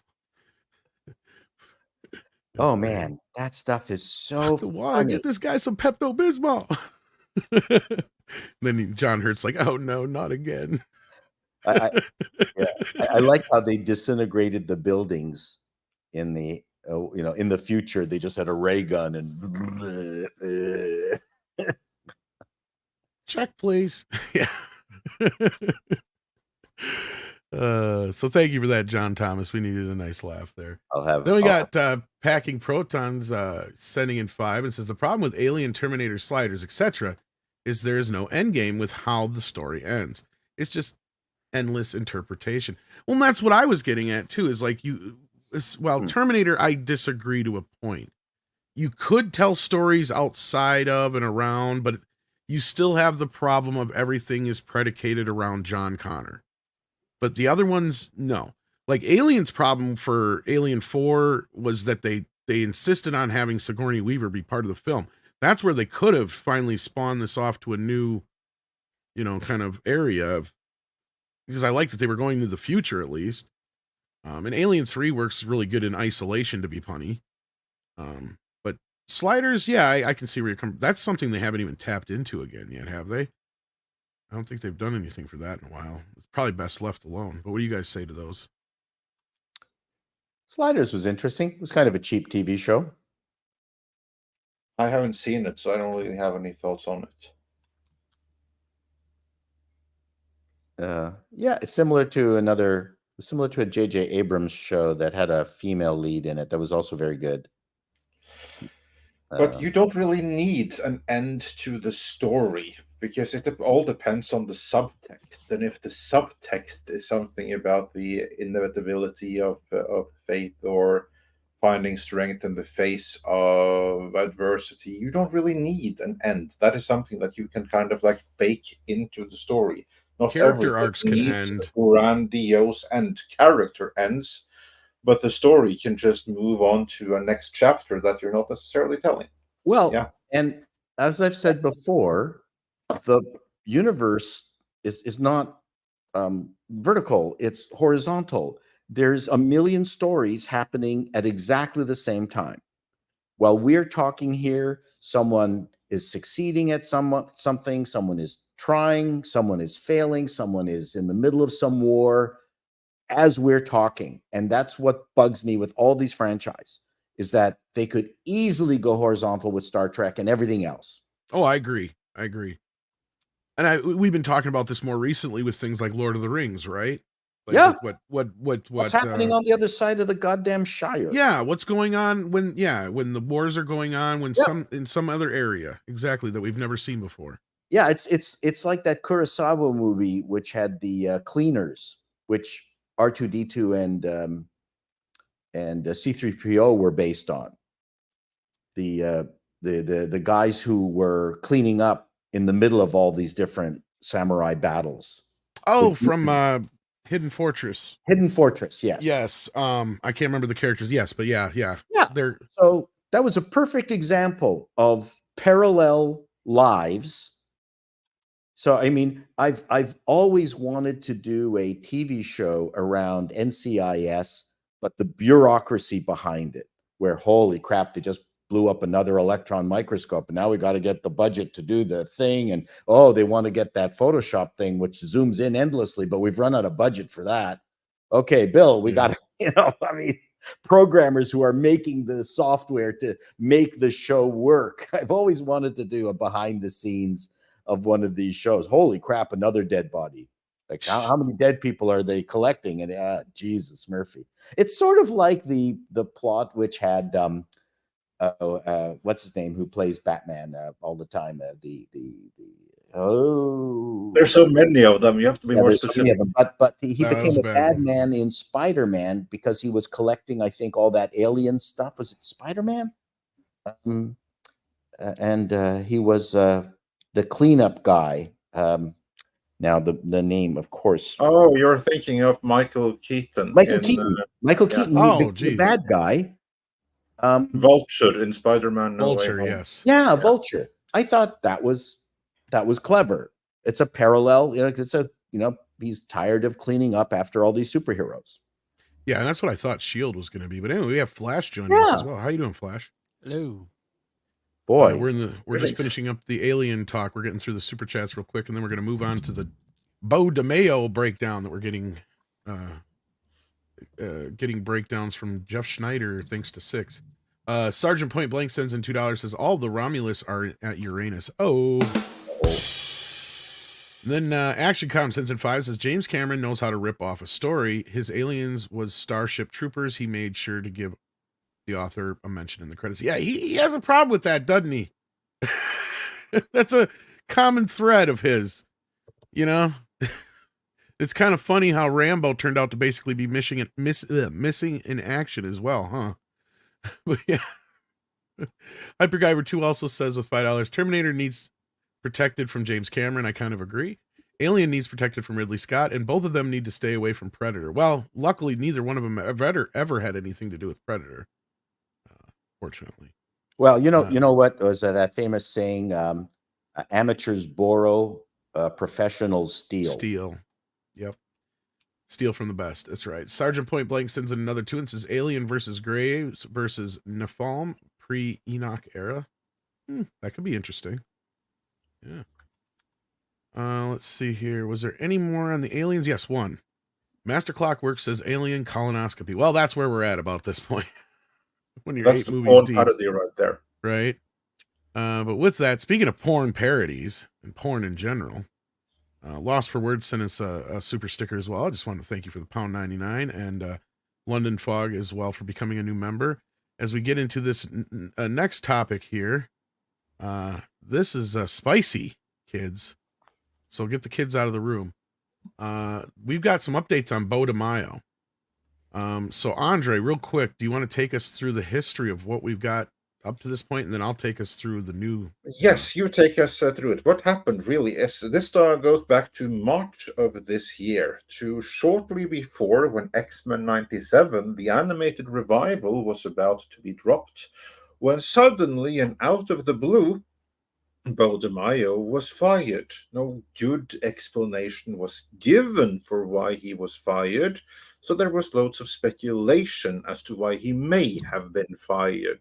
This is when people were able to, well, it's not that it was discovered, it was known already, but that's when more discovered that he had an OnlyFans account with some explicit pictures. Many speculated that that may be the reason.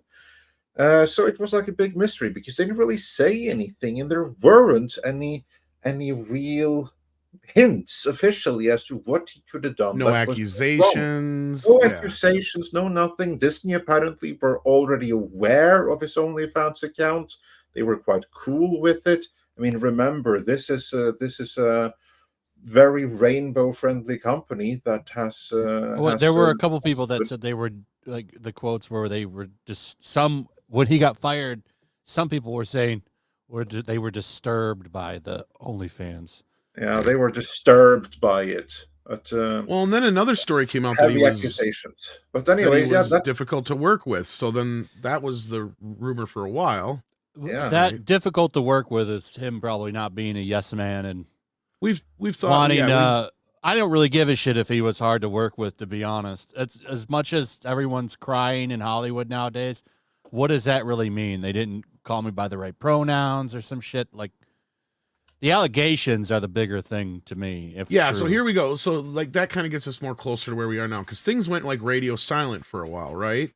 And they were, even as far as we know, going to use his scripts going forward in season 2. He just wasn't going to be the showrunner anymore, or the de facto head of the program or whatever.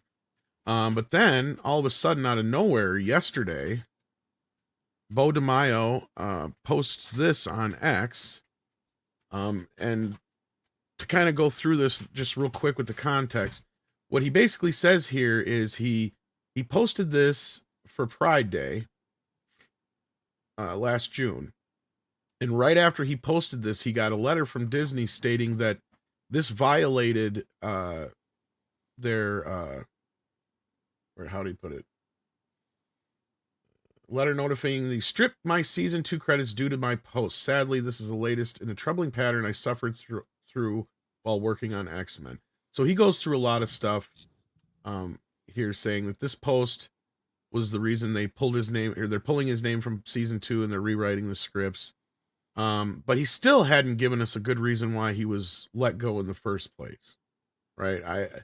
And then all of a sudden, about an hour or two after this post comes out, that's not even that bad compared to shit that I've seen other people post. Max, what is his name? Max Bemis, who is a singer for some band, I forget the name, was writing Moon Knight for Marvel Comics, and he was talking about how he wanted to kill people, like the people that didn't like his woke comics. So I forget his exact quote, but he talked about killing people. And all he got was a stern talking to. So, I mean, they pick and choose who they want to go after. You know what? In a normal time, maybe back in the 2000s, and someone is an admitted gay black creative, which is not a problem at all, and for fun on Gay Pride Month, week, whatever, published a cartoon like that, I'd go, that's great. I think that's funny. That's actually quite humorous that, you know, he's going for that trope there, and he wants to insert himself in it. But as proven in the series, he didn't turn it into a gay black diversity witch hunt in the cartoon. I think they were complaining more of the fact. I think they bugged more by the fact that, you know, they had a certain expectation of him being a gay black creative, and he was really going to go for it, and then he didn't. And I think that's why he got fired. And I think that's what most of us are speculating at this, or we're speculating at that point. He did a good job. The series, up until this post, and then just a couple hours after this post, this story about Bo comes out in Variety, where, according to some allegations, he was fired for egregious misconduct, including sexual misconduct. So they didn't really give us much of an idea of what those allegations were at first. But now Jeff Schneider has put it out, and thanks to Six, we kind of have the breakdown here. So I'm going to try and read this through. Okay, this is from Schneider's report. With that cat now officially out of the bag, I'm going to share what I've heard from various sources over the past few months. I'm told that DeMeo sent nude photos of himself, or at the very least, photos of himself in various states of undress, to several young male staffers. Some of these photos allegedly featured DeMeo wearing superhero costumes and striking sexually suggestive hero poses that could be used as inspiration for the show. DeMeo was asked to stop sending such photos, but I'm told that he persisted nonetheless. If you were a guy who looked like they could be under 30 on that show, you have his nudes whether you wanted them or not, according to somebody. Additionally, I was told that DeMeo allegedly groped an assistant on multiple occasions, and that he was both emotionally and physically abusive to staffers, though I don't have any specific incidents to share on that front. There's more to the story that I've also heard that DeMeo was let go from the Netflix Witcher due to similar troubling behavior. See, this is the part that bothers me, is when they get...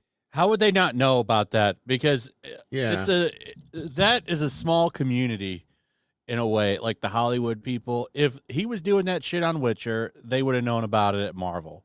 So if he's sending nudes to people on Witcher, like, that would have been all over the place. Or they would have said something. They would have used that as the reason for his, exit, unless it was, I don't know. Anyway, so then there's more here.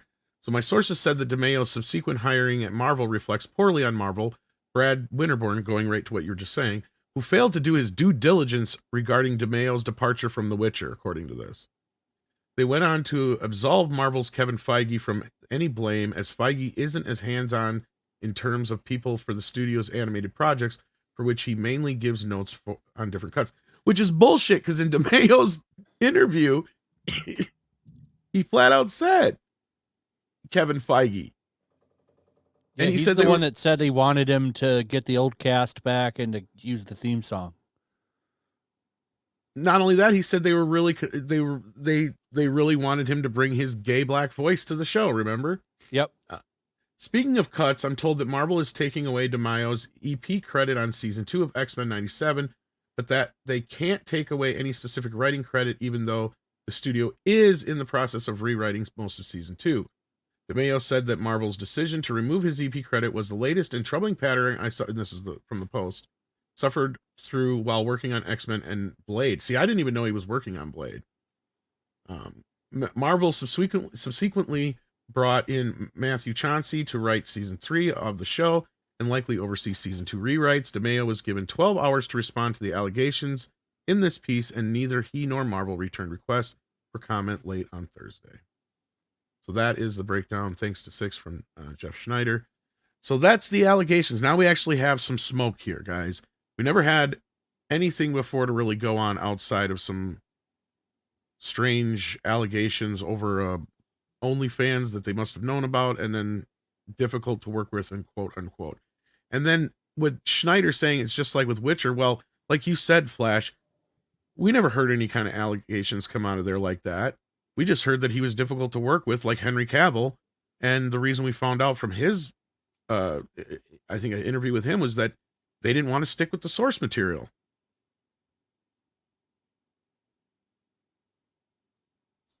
Yeah, that's what was going around.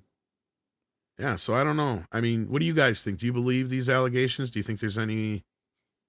Do they hold any water? I mean, or are they just trying to throw this guy under the bus?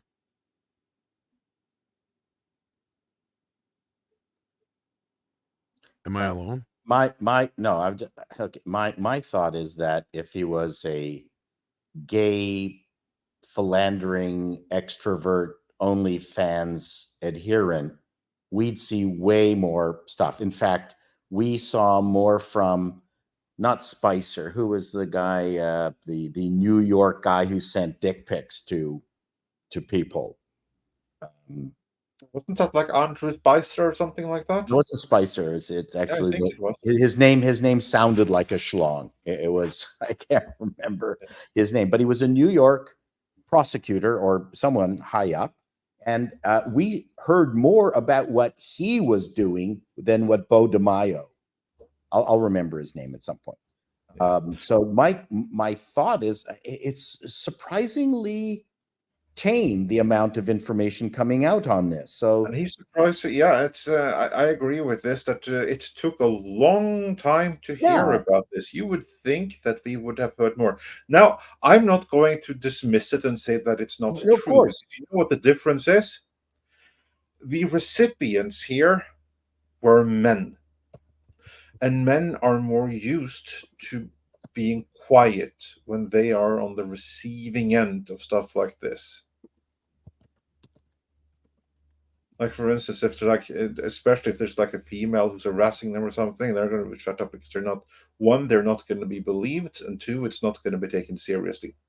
How the dynamics are in this case, I don't know.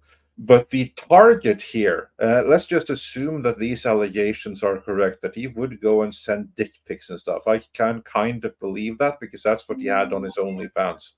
That he would then go and send unsolicited dick pics. He wouldn't send them to any women in the office that would go running to HR. He would send them to the dudes.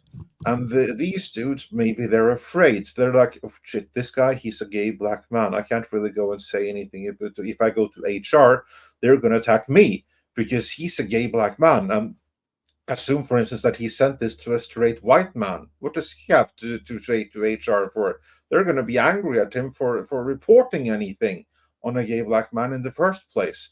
I mean, I'm not saying that that's what happened. I'm just saying that that's that dimension to it that has to be considered in a company like Disney. And notwithstanding the elements of gay male culture, it would still be an unbelievably unprofessional thing to do. Oh, for sure. So, for sure. And it's Anthony Weiner is the name of the. That's yes, Anthony Weiner. Yeah, of course. So I heard more about. I heard more about his exploits than Bo DeMaio. But that's because he's in politics, and in politics you have another side who is desperate to take him down. That's a difference. Whereas in Disney, you have an entire structure that is designed to protect him, and unless it's too egregious, they're going to protect him come hell or high water. Well, how many? If he had come out as a Trump supporter or something, well, then he'd be gone. There would be no protection. But yes, he hates Trump. I think he made some enemies by what he said when exiting The Witcher, where he said there were a bunch of hateful people who didn't like the source material. And, you know, he was very positive about coming out saying, I want people who love the X-Men to be working on the show. It was a requirement. Yeah, but I think that he could get away with that because he's a gay black man, whereas the people on Witcher were straight women. We think. White women. Well, the producer was. And that puts him at a higher pedestal in the victimhood hierarchy. Yeah, I think it's a shame. Well, I mean, on one hand, you don't want to tar and feather the guy if he's innocent. if he's truly a really good talent, then you don't want to Bryan Singer him either, unless you've got the evidence. Oh, you'd think there would be evidence. I mean, if he's like, if he goes and sends around dick pics all the time that easy to everyone, then there should be plenty of evidence. That's kind of like, I believe. Show me the evidence. I'm trying to believe it if we had like more sources telling the same thing. That being said, this actually is a fairly solid source still, so I have to believe that there is smoke here. Sure, and having your name taken off his credit is pretty severe. Yeah. Well, that's what I'm saying. I don't want to totally disregard that something didn't happen or that he wasn't acting out in ways that were uncouth, let's say. I don't know. I'm trying to find words that won't get us in so much trouble here. You've unleashed the nasty words, Tom. Yes. Yeah, I mean, on the other side of this, I can also see the side of, okay, there's a few different sides of this. Did they cover it up for this long because he is a gay black man in Hollywood? Are they trying to, were they making excuses for his behavior all this time? Was he really doing all this stuff all this time?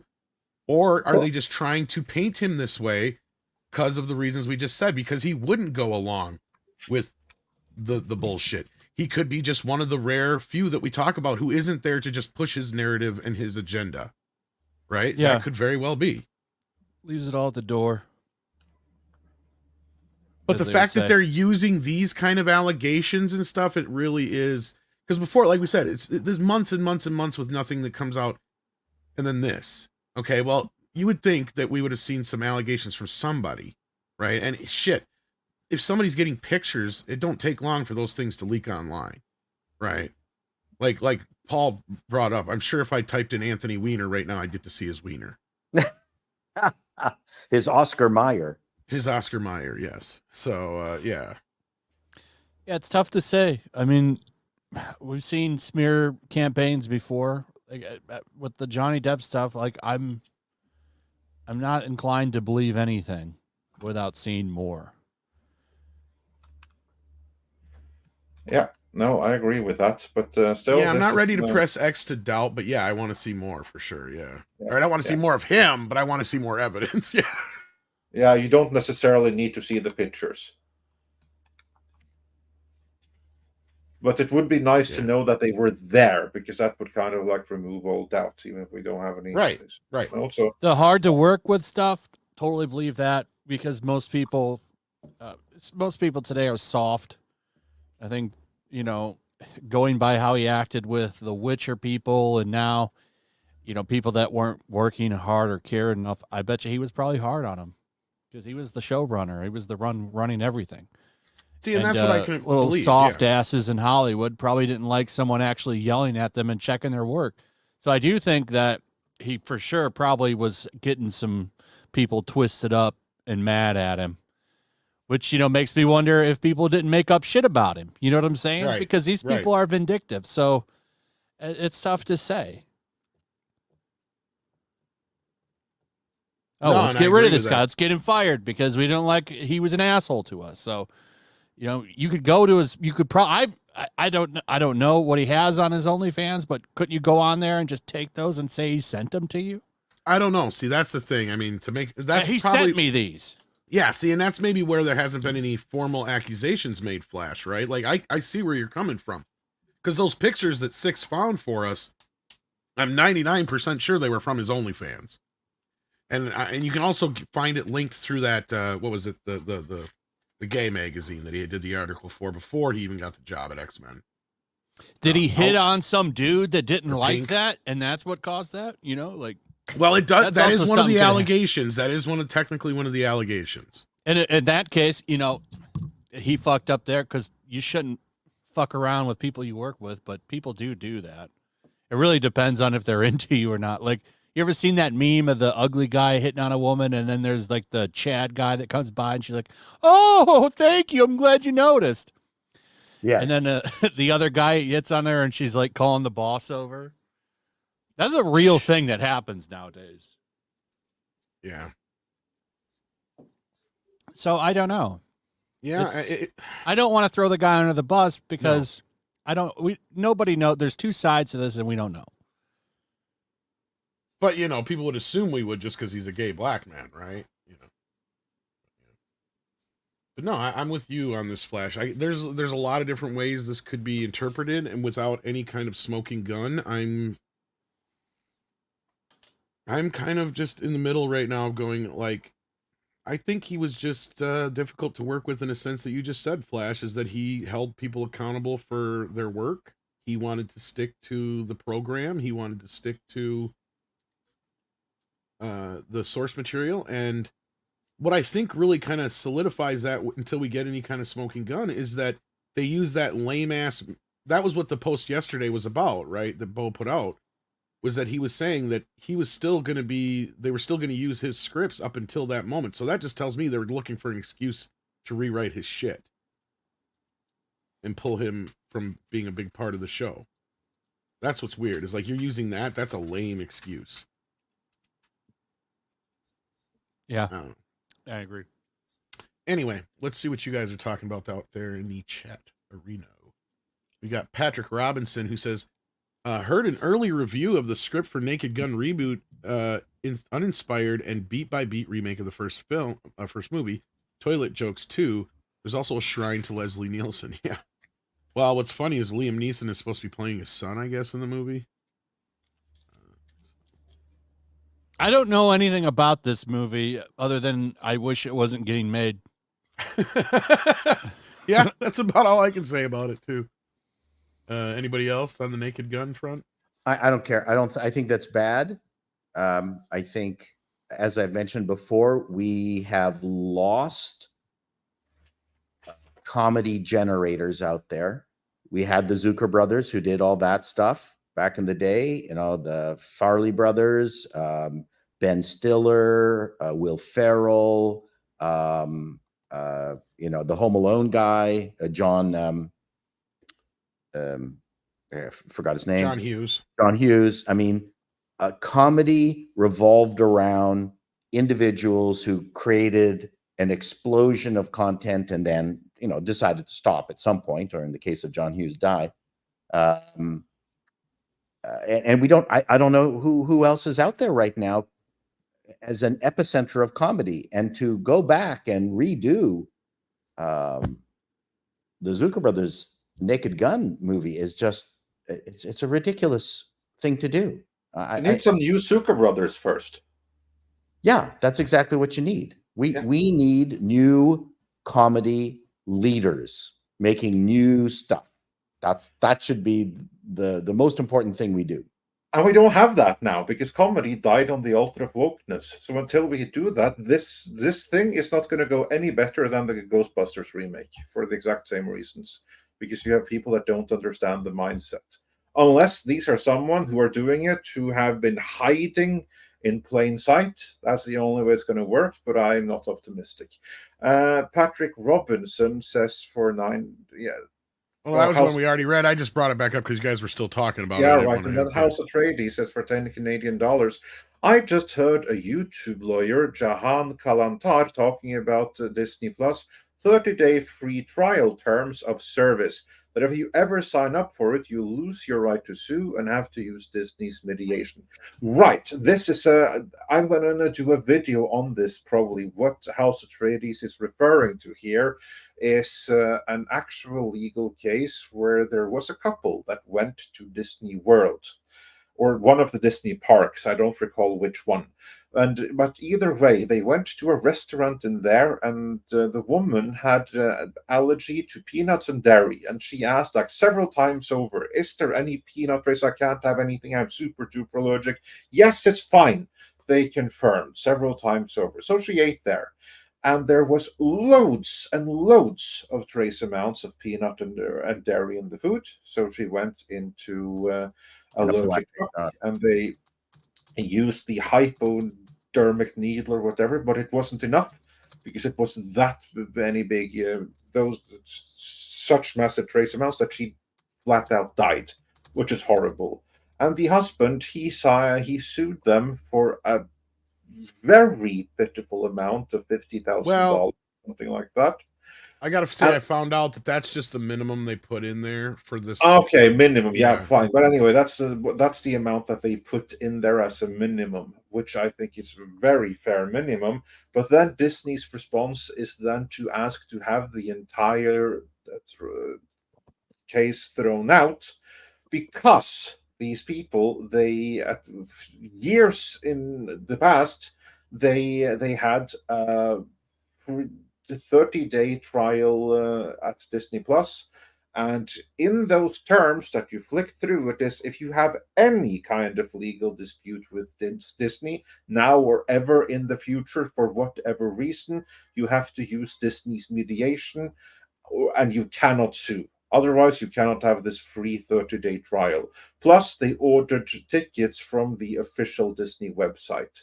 And on that basis, Disney are trying to have the case thrown out. But they haven't succeeded in throwing it out just yet. Because hopefully the judge will say, you know what, this isn't legal even if it is in your terms. And then it's going to go to a jury. But we'll see what happens with that. Yeah, and this was something I think Pro and a few others had pointed out a few months back when this first had dropped. And yeah, this is a practice that they're trying to use. And if this goes forward and they actually get the case thrown out on this is a precedent they'll want to set. But hopefully, the judge in charge of this does not allow that, and they see it for the egregious nonsense that basically Disney's trying to pull here with this. Is like, first of all, and I've heard a couple lawyers now talk about this from the YouTubes and sides, and they all kind of said pretty much the same thing, that most of the time these type of contracts end when the end of the service ends, right?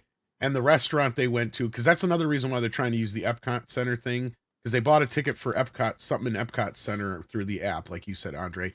And in said app is the same wording.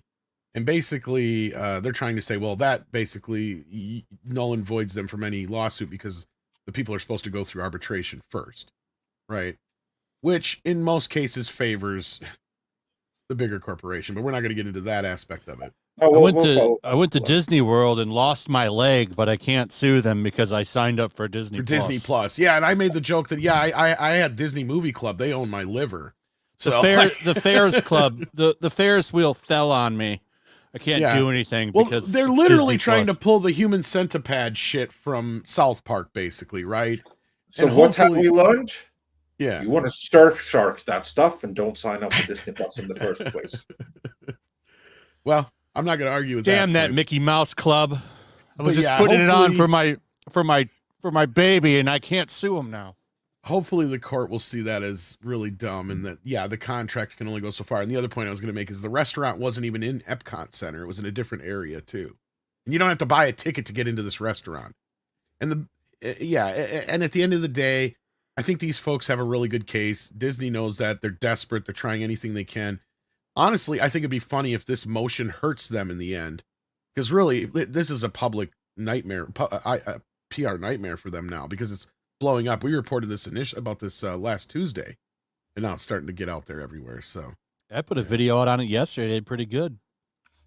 Yeah, well, I was blown away by that. Like, fucking kidding me? This guy's wife died, and there's this Disney Plus subscription, free one too. Not even one like, not even he went and signed up and paid. He got a free trial. Oh, your wife died. Sorry about that, but I hope you enjoyed that Disney Plus subscription.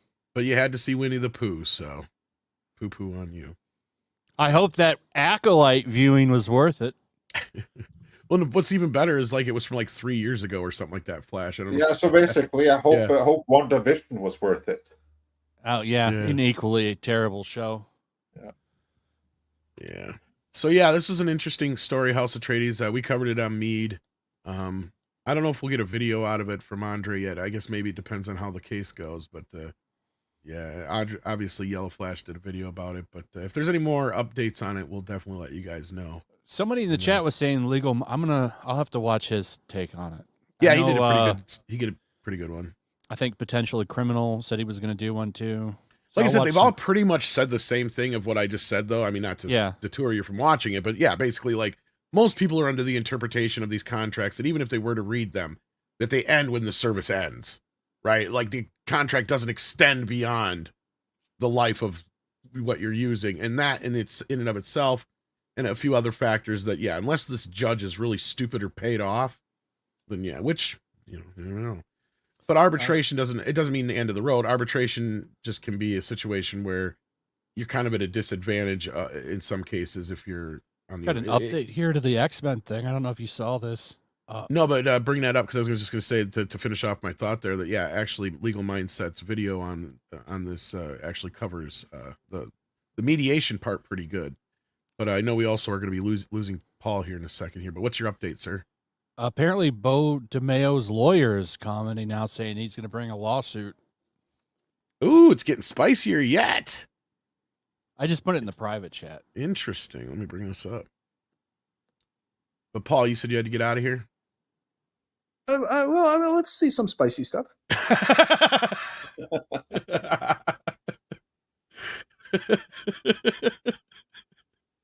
All right, here. Thank you for this flash. We got Bo DeMayo, lawyer, accuses Disney of gaslighting, hints at legal action following dismissal and X-Men credit removal. Oh, interesting. So if he's confident enough to take it to court, Brian now Friedman, we could get that evidence. Yeah, there you go. See, we ask and we shall receive. Brian Friedman, who has handled some of Hollywood's biggest wrongful termination cases in the past few years, now represents DeMayo.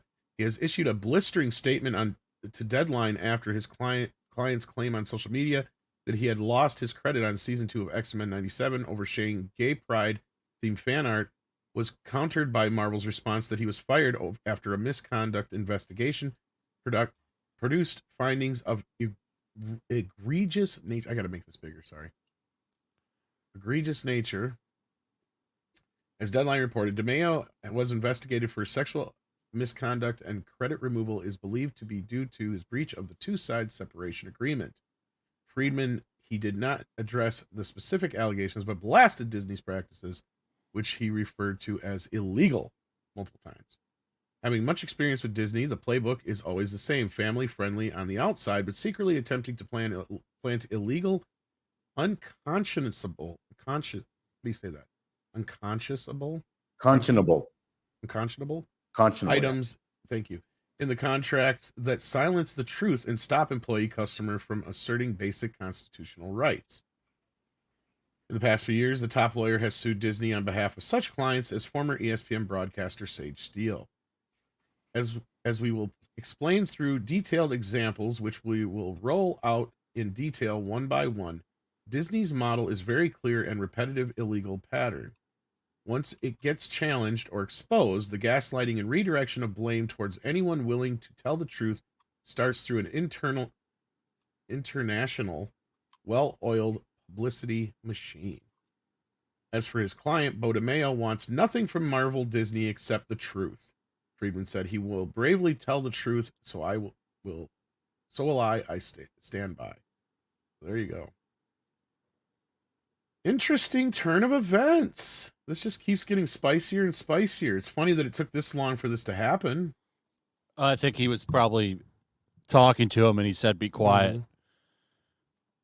Because he's only released that. He has not responded as far as I know. I wonder if that whole thing was. Yeah, I wonder if that whole thing was to kind of bait them out in public, maybe. Well, he got it.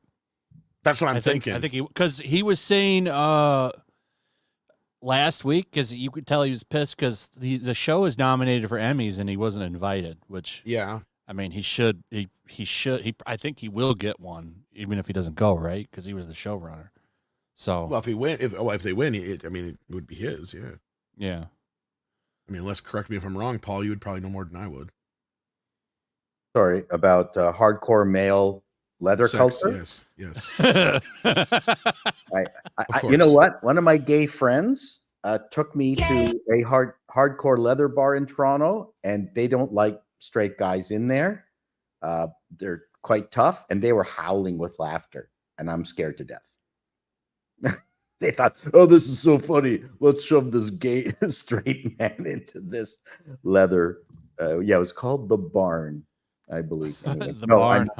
I'm well, not. There was Paul and all the bears. Yeah, that should be fun. You know what? I would be completely happy with straight on, overt, clear cut, regular, LGB, stuff, as opposed to this weird, hidden, trans, backstabbing, canceling, gender weird stuff. That's the part I don't get. Well, everyone would be happier with that, because that's what no one minds anymore. I mean, that battle was won. Yeah, that's my point. That's my point. It's this new thing that is, I find, way more pernicious, and maybe that's what this is all about. Maybe, heavens, he refused to put pronouns on his email. Yeah, this is a fireable offense. That is completely a fireable offense. Yeah. Forget this is getting. It's the pronouns. This is getting interesting. I like this flash, because now you're right. We actually get to see some shits, if there really was. Now we'll know for sure, one way or another, what's going on here, I think.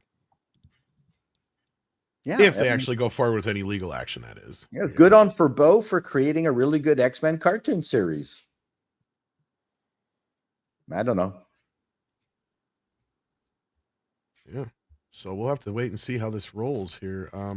But Paul, did you have to get out of here before we finish up? Well, I mean, if we're going to get it to Rammstein, I got to stick around. Yeah, stick around. Okay. Let's do that. Let's start our new segment right away, so we can get. All right. So hold on for the super chats here.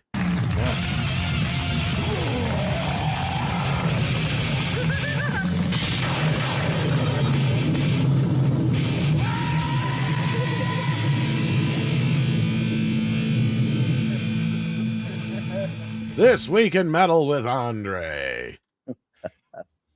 Indeed. So yeah, before we get into the actual news, we posted a video today on Snow White, where we also broke down one of the major things that appear to be happening in Disney's new Snow White, namely that this time Snow White is not going to help out the dwarves in their house by, cooking and cleaning, the kind of stuff that she did in the original movie and the original fairy tale, because that's the least you could do. Otherwise, you're just a squatter. Instead, she makes them do all the work for her, in addition to being a squatter, which made me point out that, I've seen this before in a music video by Rammstein from 2001 called Sonne. Pretty cool video. Oh, it's great. Song as well. And Paul, you checked it out for the first time. What do you think about it? Well, first of all, I have to say that I'm not a big fan of German language music, except when it's metal. And Rammstein is just fantastic. I mean, it just really fits the music, and also techno. Techno, German is absolutely the best language for techno. But I thought I agree with that. Yeah, that language really, the raw guttural of it's just and it's clips. Aggressive music. Yeah. And it's very clipping. And I've never seen this Rammstein video, but it is fantastic.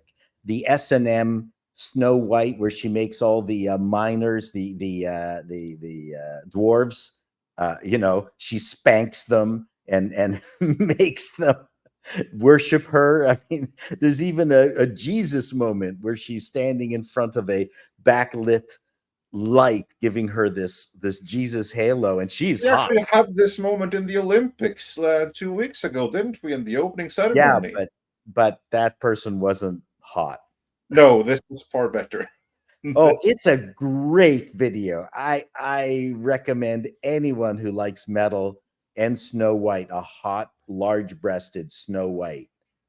I suggest that you watch it now. It's fantastic. Yeah. And actually, the song is really good, too. It's you just didn't understand what the song is about. I don't care. I just love. I didn't even turn on the subtitles. I wanted it was really good driving, good metal.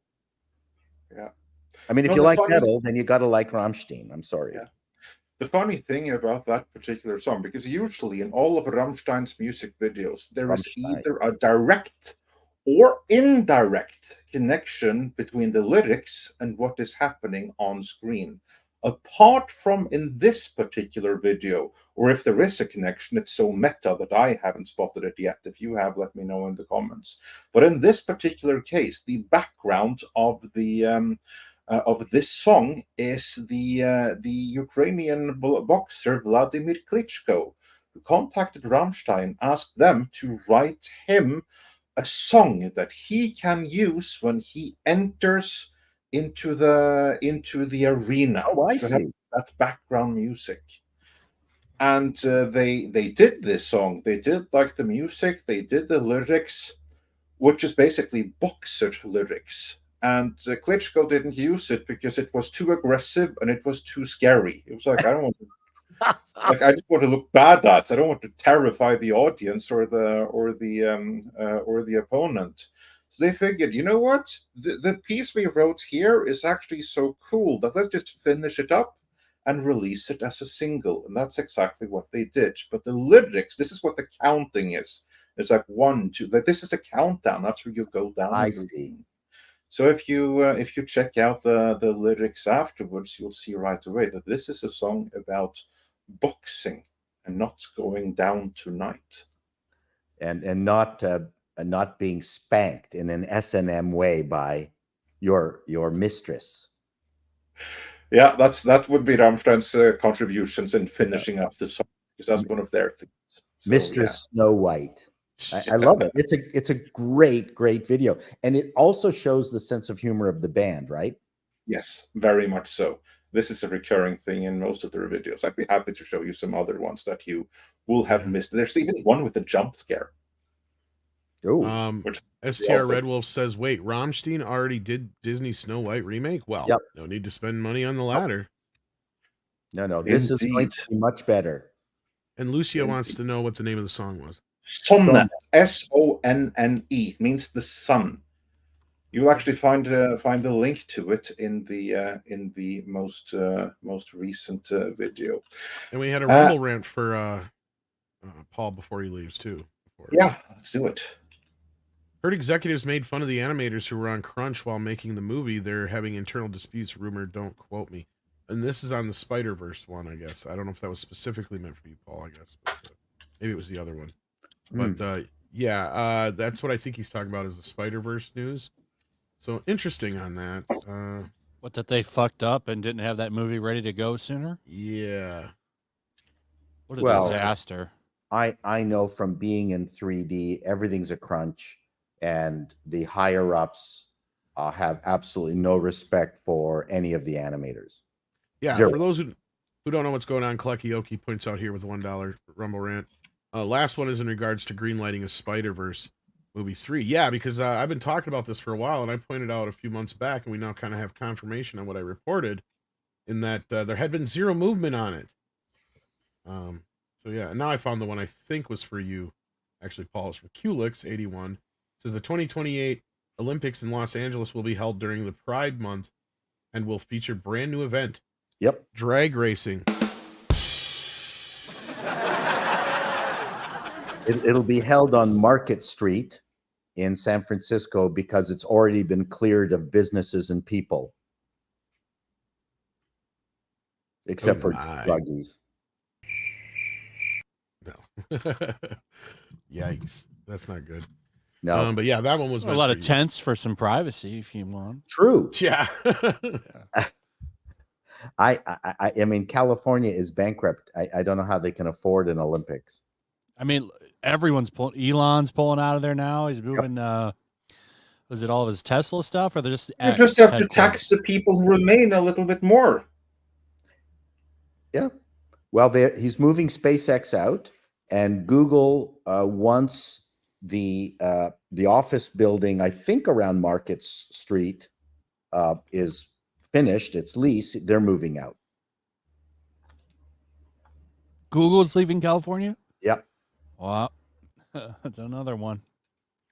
Why would you stay there? They tax the shit out of you. Wow, Google's even leaving? Yeah. Well, they're leaving at least that office tower, which is a really big one and a main one. Right. Whether their head office leaves or whatever, I don't know, but a lot of employees are going to be moved out of California. So I can't say unequivocally that Google itself will leave. That would be tough because, I mean, they are a very woke company also. But, I mean, they got to make money, right? Well, someone's got it.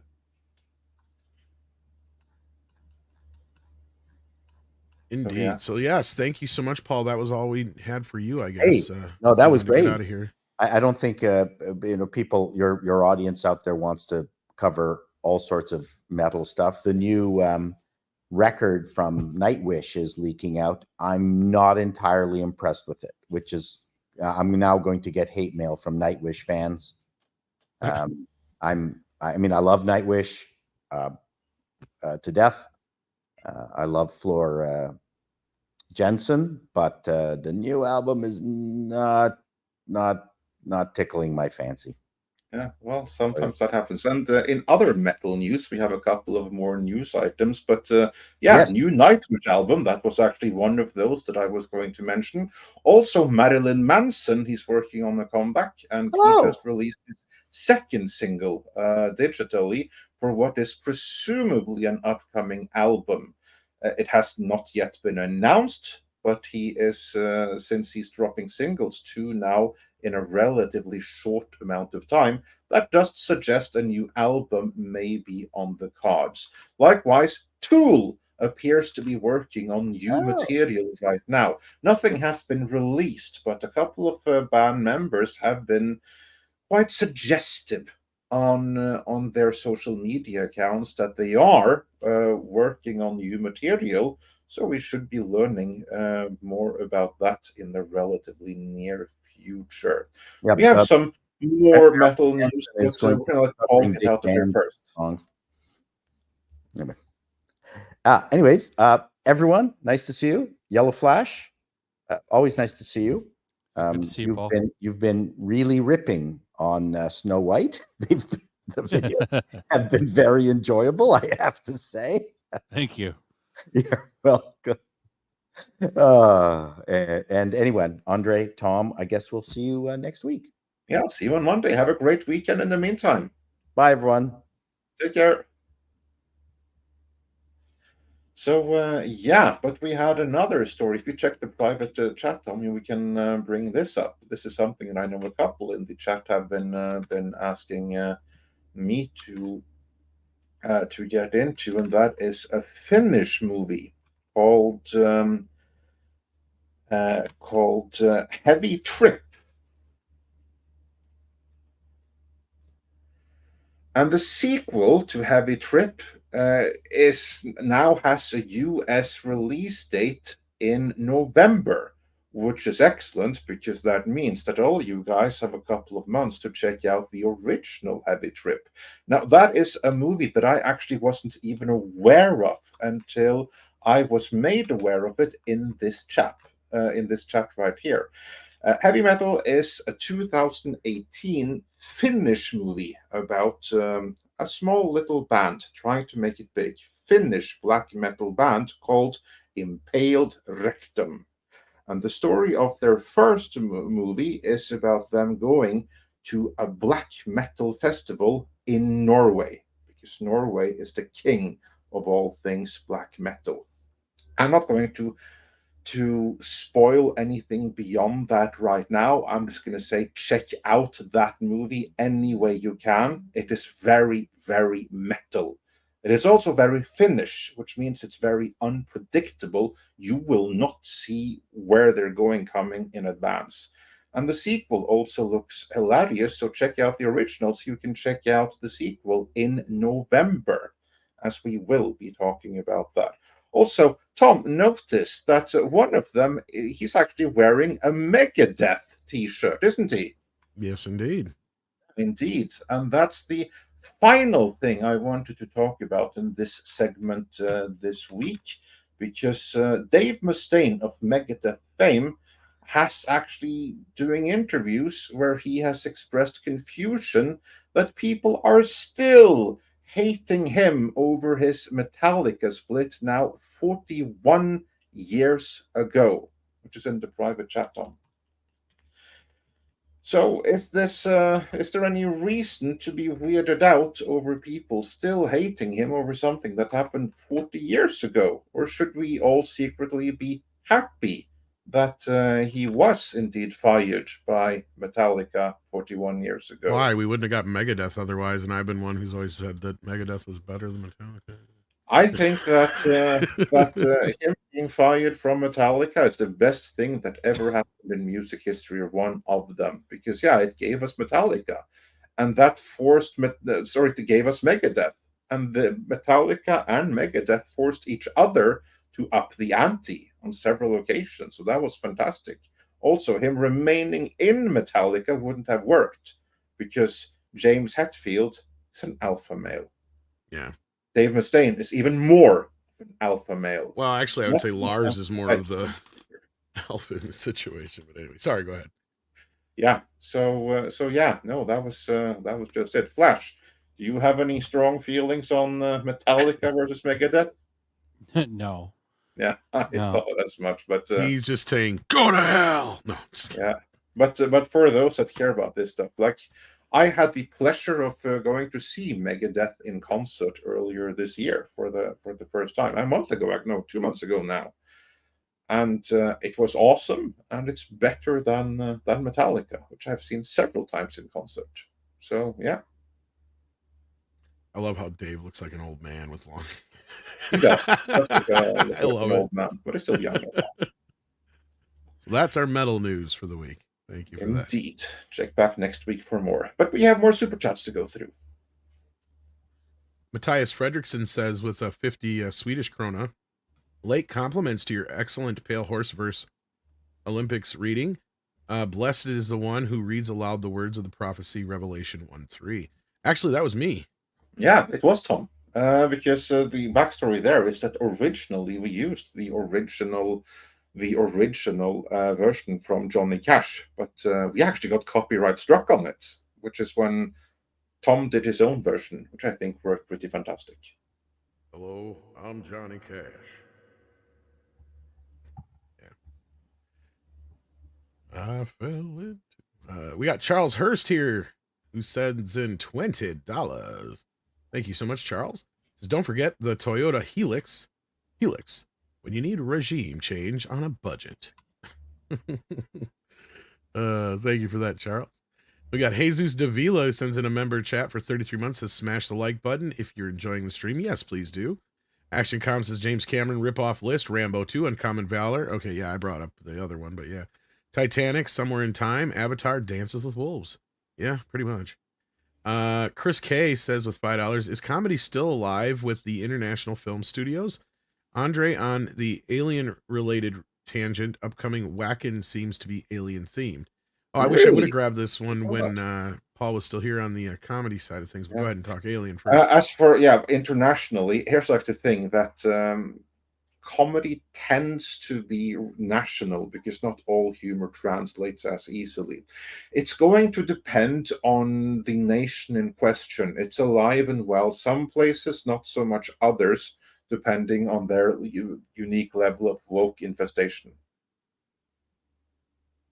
But I would say, as a general thing, comedy was thriving more, certainly in all of Europe, like 20 years ago than it is right now, because you have more sensitivity, which comedy suffers greatly from. Yeah. Indeed. Sorry, I just got distracted there. Werg716 sends in 10 and says motorhome companies use the same trick in their contracts. Oh, really? I wouldn't be surprised. I think there's a ton of stuff like that we haven't really seen. Because here's like the thing: when companies make all of their secret clauses and stuff like that, they're under no obligation to make sure that these things are actually legal, and you have to have them in front of a judge to assess if they really are, and that means there needs to be a lawsuit of some kind. There's a bunch of companies that's going to try a bunch of shady business. They're going to get away with it until someone sues and wins. So there's a ton of stuff out there. And that's the problem, is not a lot of people can afford to go through the lengthy process that companies like Disney can. That's their gamble. Yeah. See, that's the problem, and that's why they can afford to keep putting those kind of things. And they'll spend a hell of a lot more sometimes than you can imagine on fighting these things. But yeah. El Terrell sends in a member chat for 5 months. Thank you so much. Says, yes, it is Andre Gold. White fun powder and makes shine from dark places, real or imaginary. There you go. Exactly. Yeah, this is of course in reference to Rammstein Sonne, because as I knew, there's always some kind of connection. So yeah, that would be it then, since Snow White gets high on gold. So that would explain it. That's the shine right there that they're talking about.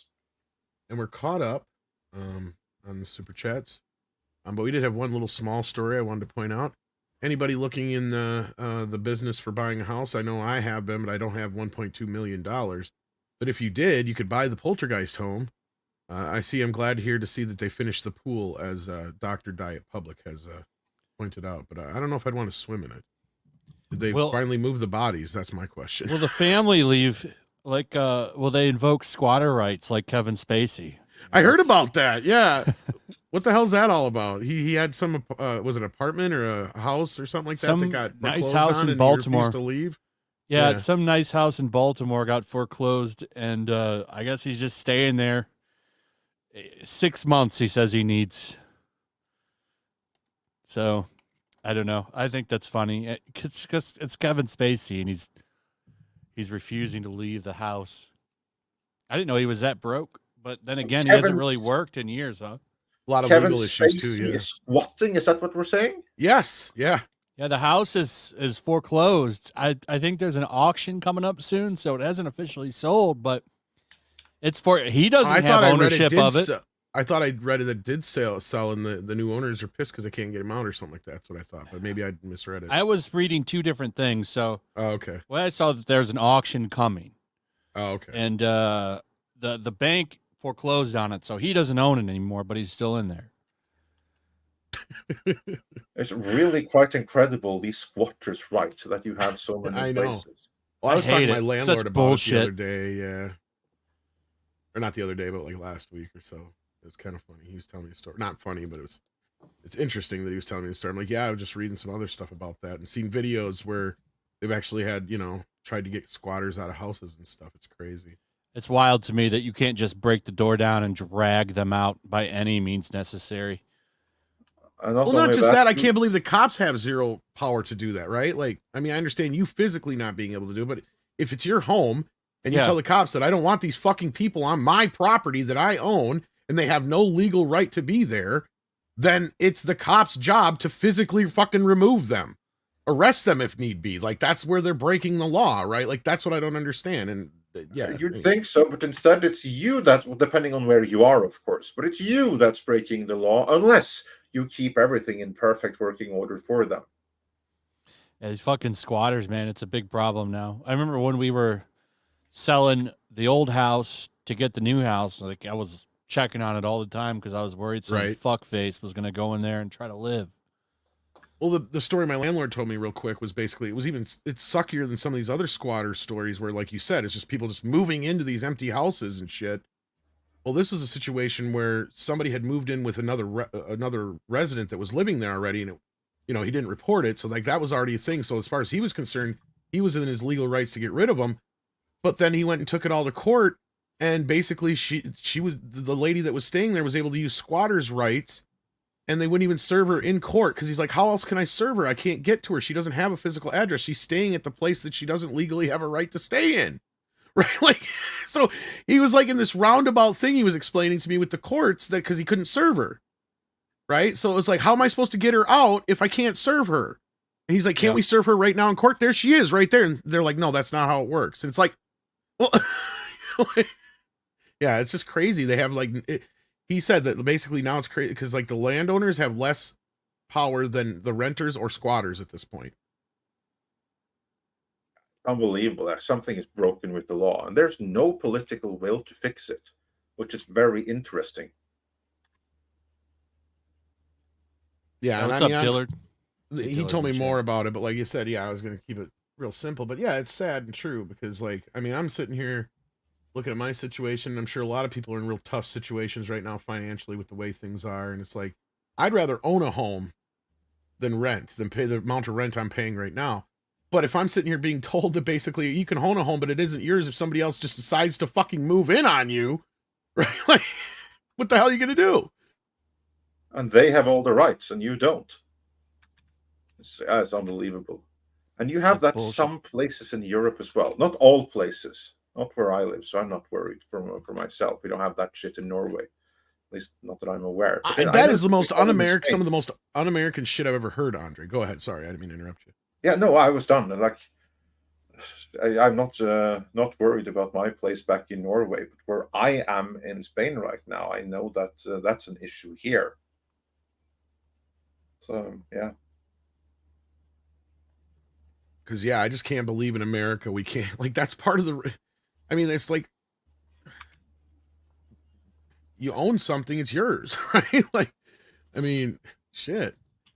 Not anymore, evidently. We're starting to learn that quicker every day. Jim V833 sends in $1.99 and says, YouTube is not letting people watch videos unless logged in. Interesting. I'd not heard about this.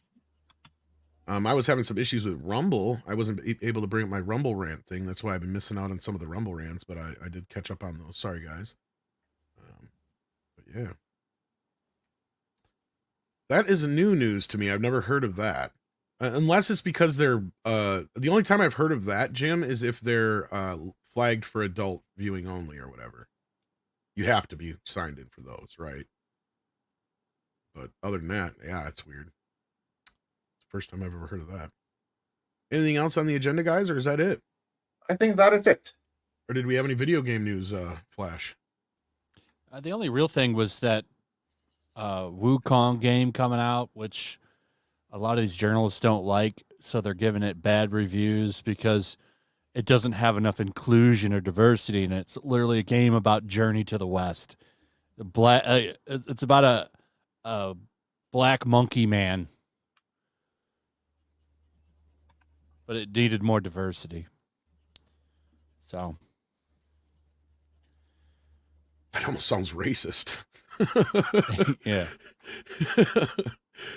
Not to point out the obvious there, but yeah. Yeah, they don't like those frat boy developers over, I think they're in China. And they're calling them sexist and shit. It's just a bunch of stupid-ass journalists. I hate them. Well, there was other bit of news. Otherwise, if there's kind of video game related. I don't know if you guys heard. Nicolas Cage is going to be playing Madden in the Madden movie. You guys hear about this? Yeah, I saw that. It looked all right. I mean, I'll watch it just because he's in it. So, well, the movie is it does cover some of his coaching career, but it's mainly about the development of the Madden game. That's interesting. Yeah, because Script Doctor actually covered the script a couple months back on his first scripts for Saturday's show. And it's been rewritten now by David O. Russell, but yeah, so it does sound interesting. So it's kind of like a Tetris kind of thing, basically. But I was having some fun with it last night on The Night's Edge After Dark. So yeah, I'll watch it just because Nicolas Cage is in it. So yeah. It's like, who else are you going to get? I'll watch just about anything that has him in it. That's a very good way to make people watch that movie then. Yeah, some people are mad they didn't get the guy who from Mad TV, I can't remember his name, Frank something or other, that did the impression of him for years. Like, yeah, but then you just have a guy doing an impression of him. Nicolas Cage can capture his craziness, right? And that's kind of what you need. And I said, you got to have all these certain scenes. Check out our show from last night. I cannot recreate it, and Andre would be like, pissed if I did. So. Yeah, check out the show. Just check out that show. That's exactly right. And then we've got Chaos Sonic 1 who says squatters' rights will end when there are well. Yeah, see. Well, they're going to take you to jail. Mm-hmm. That's the problem. If someone goes and squats in Nancy Pelosi's house, that's when it's in. That's when it'll change. Yeah. Yeah. If you can get past her security and large fence. Gated community. Yeah. Yeah. Well, there was someone that was able to get past the fence and poop on her lawn or something at one point, I think.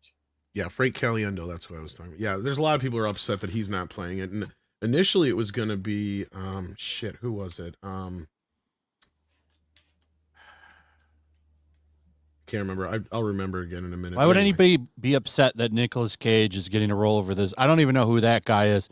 Nicolas Cage is one of the greatest actors of all time. So I will see how he handles it. I'm sure it'll be fine. Yeah, no, I'm trying to remember who it was now. Oh, Will Ferrell was originally going to play it. Yeah, That's no the thanks. I'll take Nicolas Cage over Nicolas fucking Cage, Will Ferrell. Yeah. Yeah, if you get Will Ferrell, you get the Caliendo guy, they'll just be doing impressions, right? Like Nicolas Cage is going to go in there and he's going to become John. Yeah. he will embody John Madden. Yeah. Yeah. Boom, baby. Put some mustard on that turducken.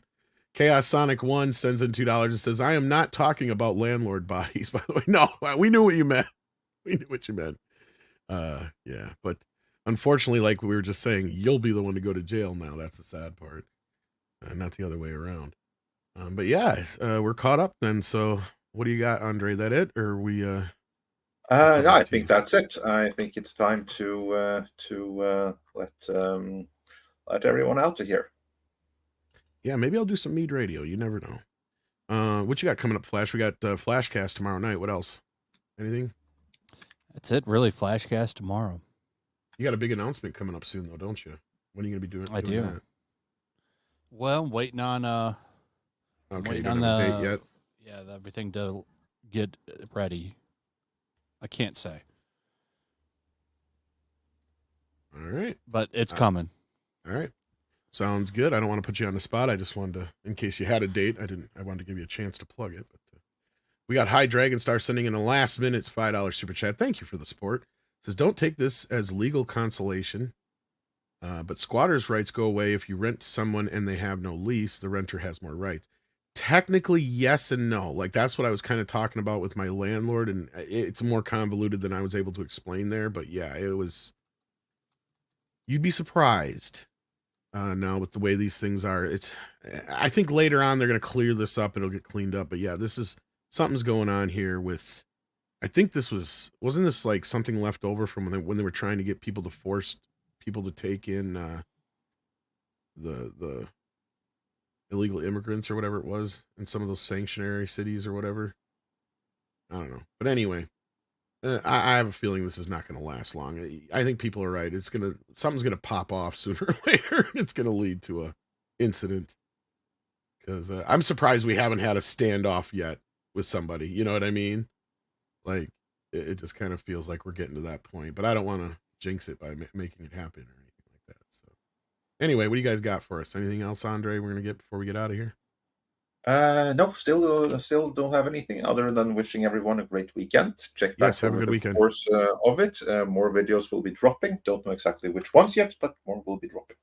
And it is time for some koalas in the rain. Koalas in the rain. Koalas in the rain. No fucks given.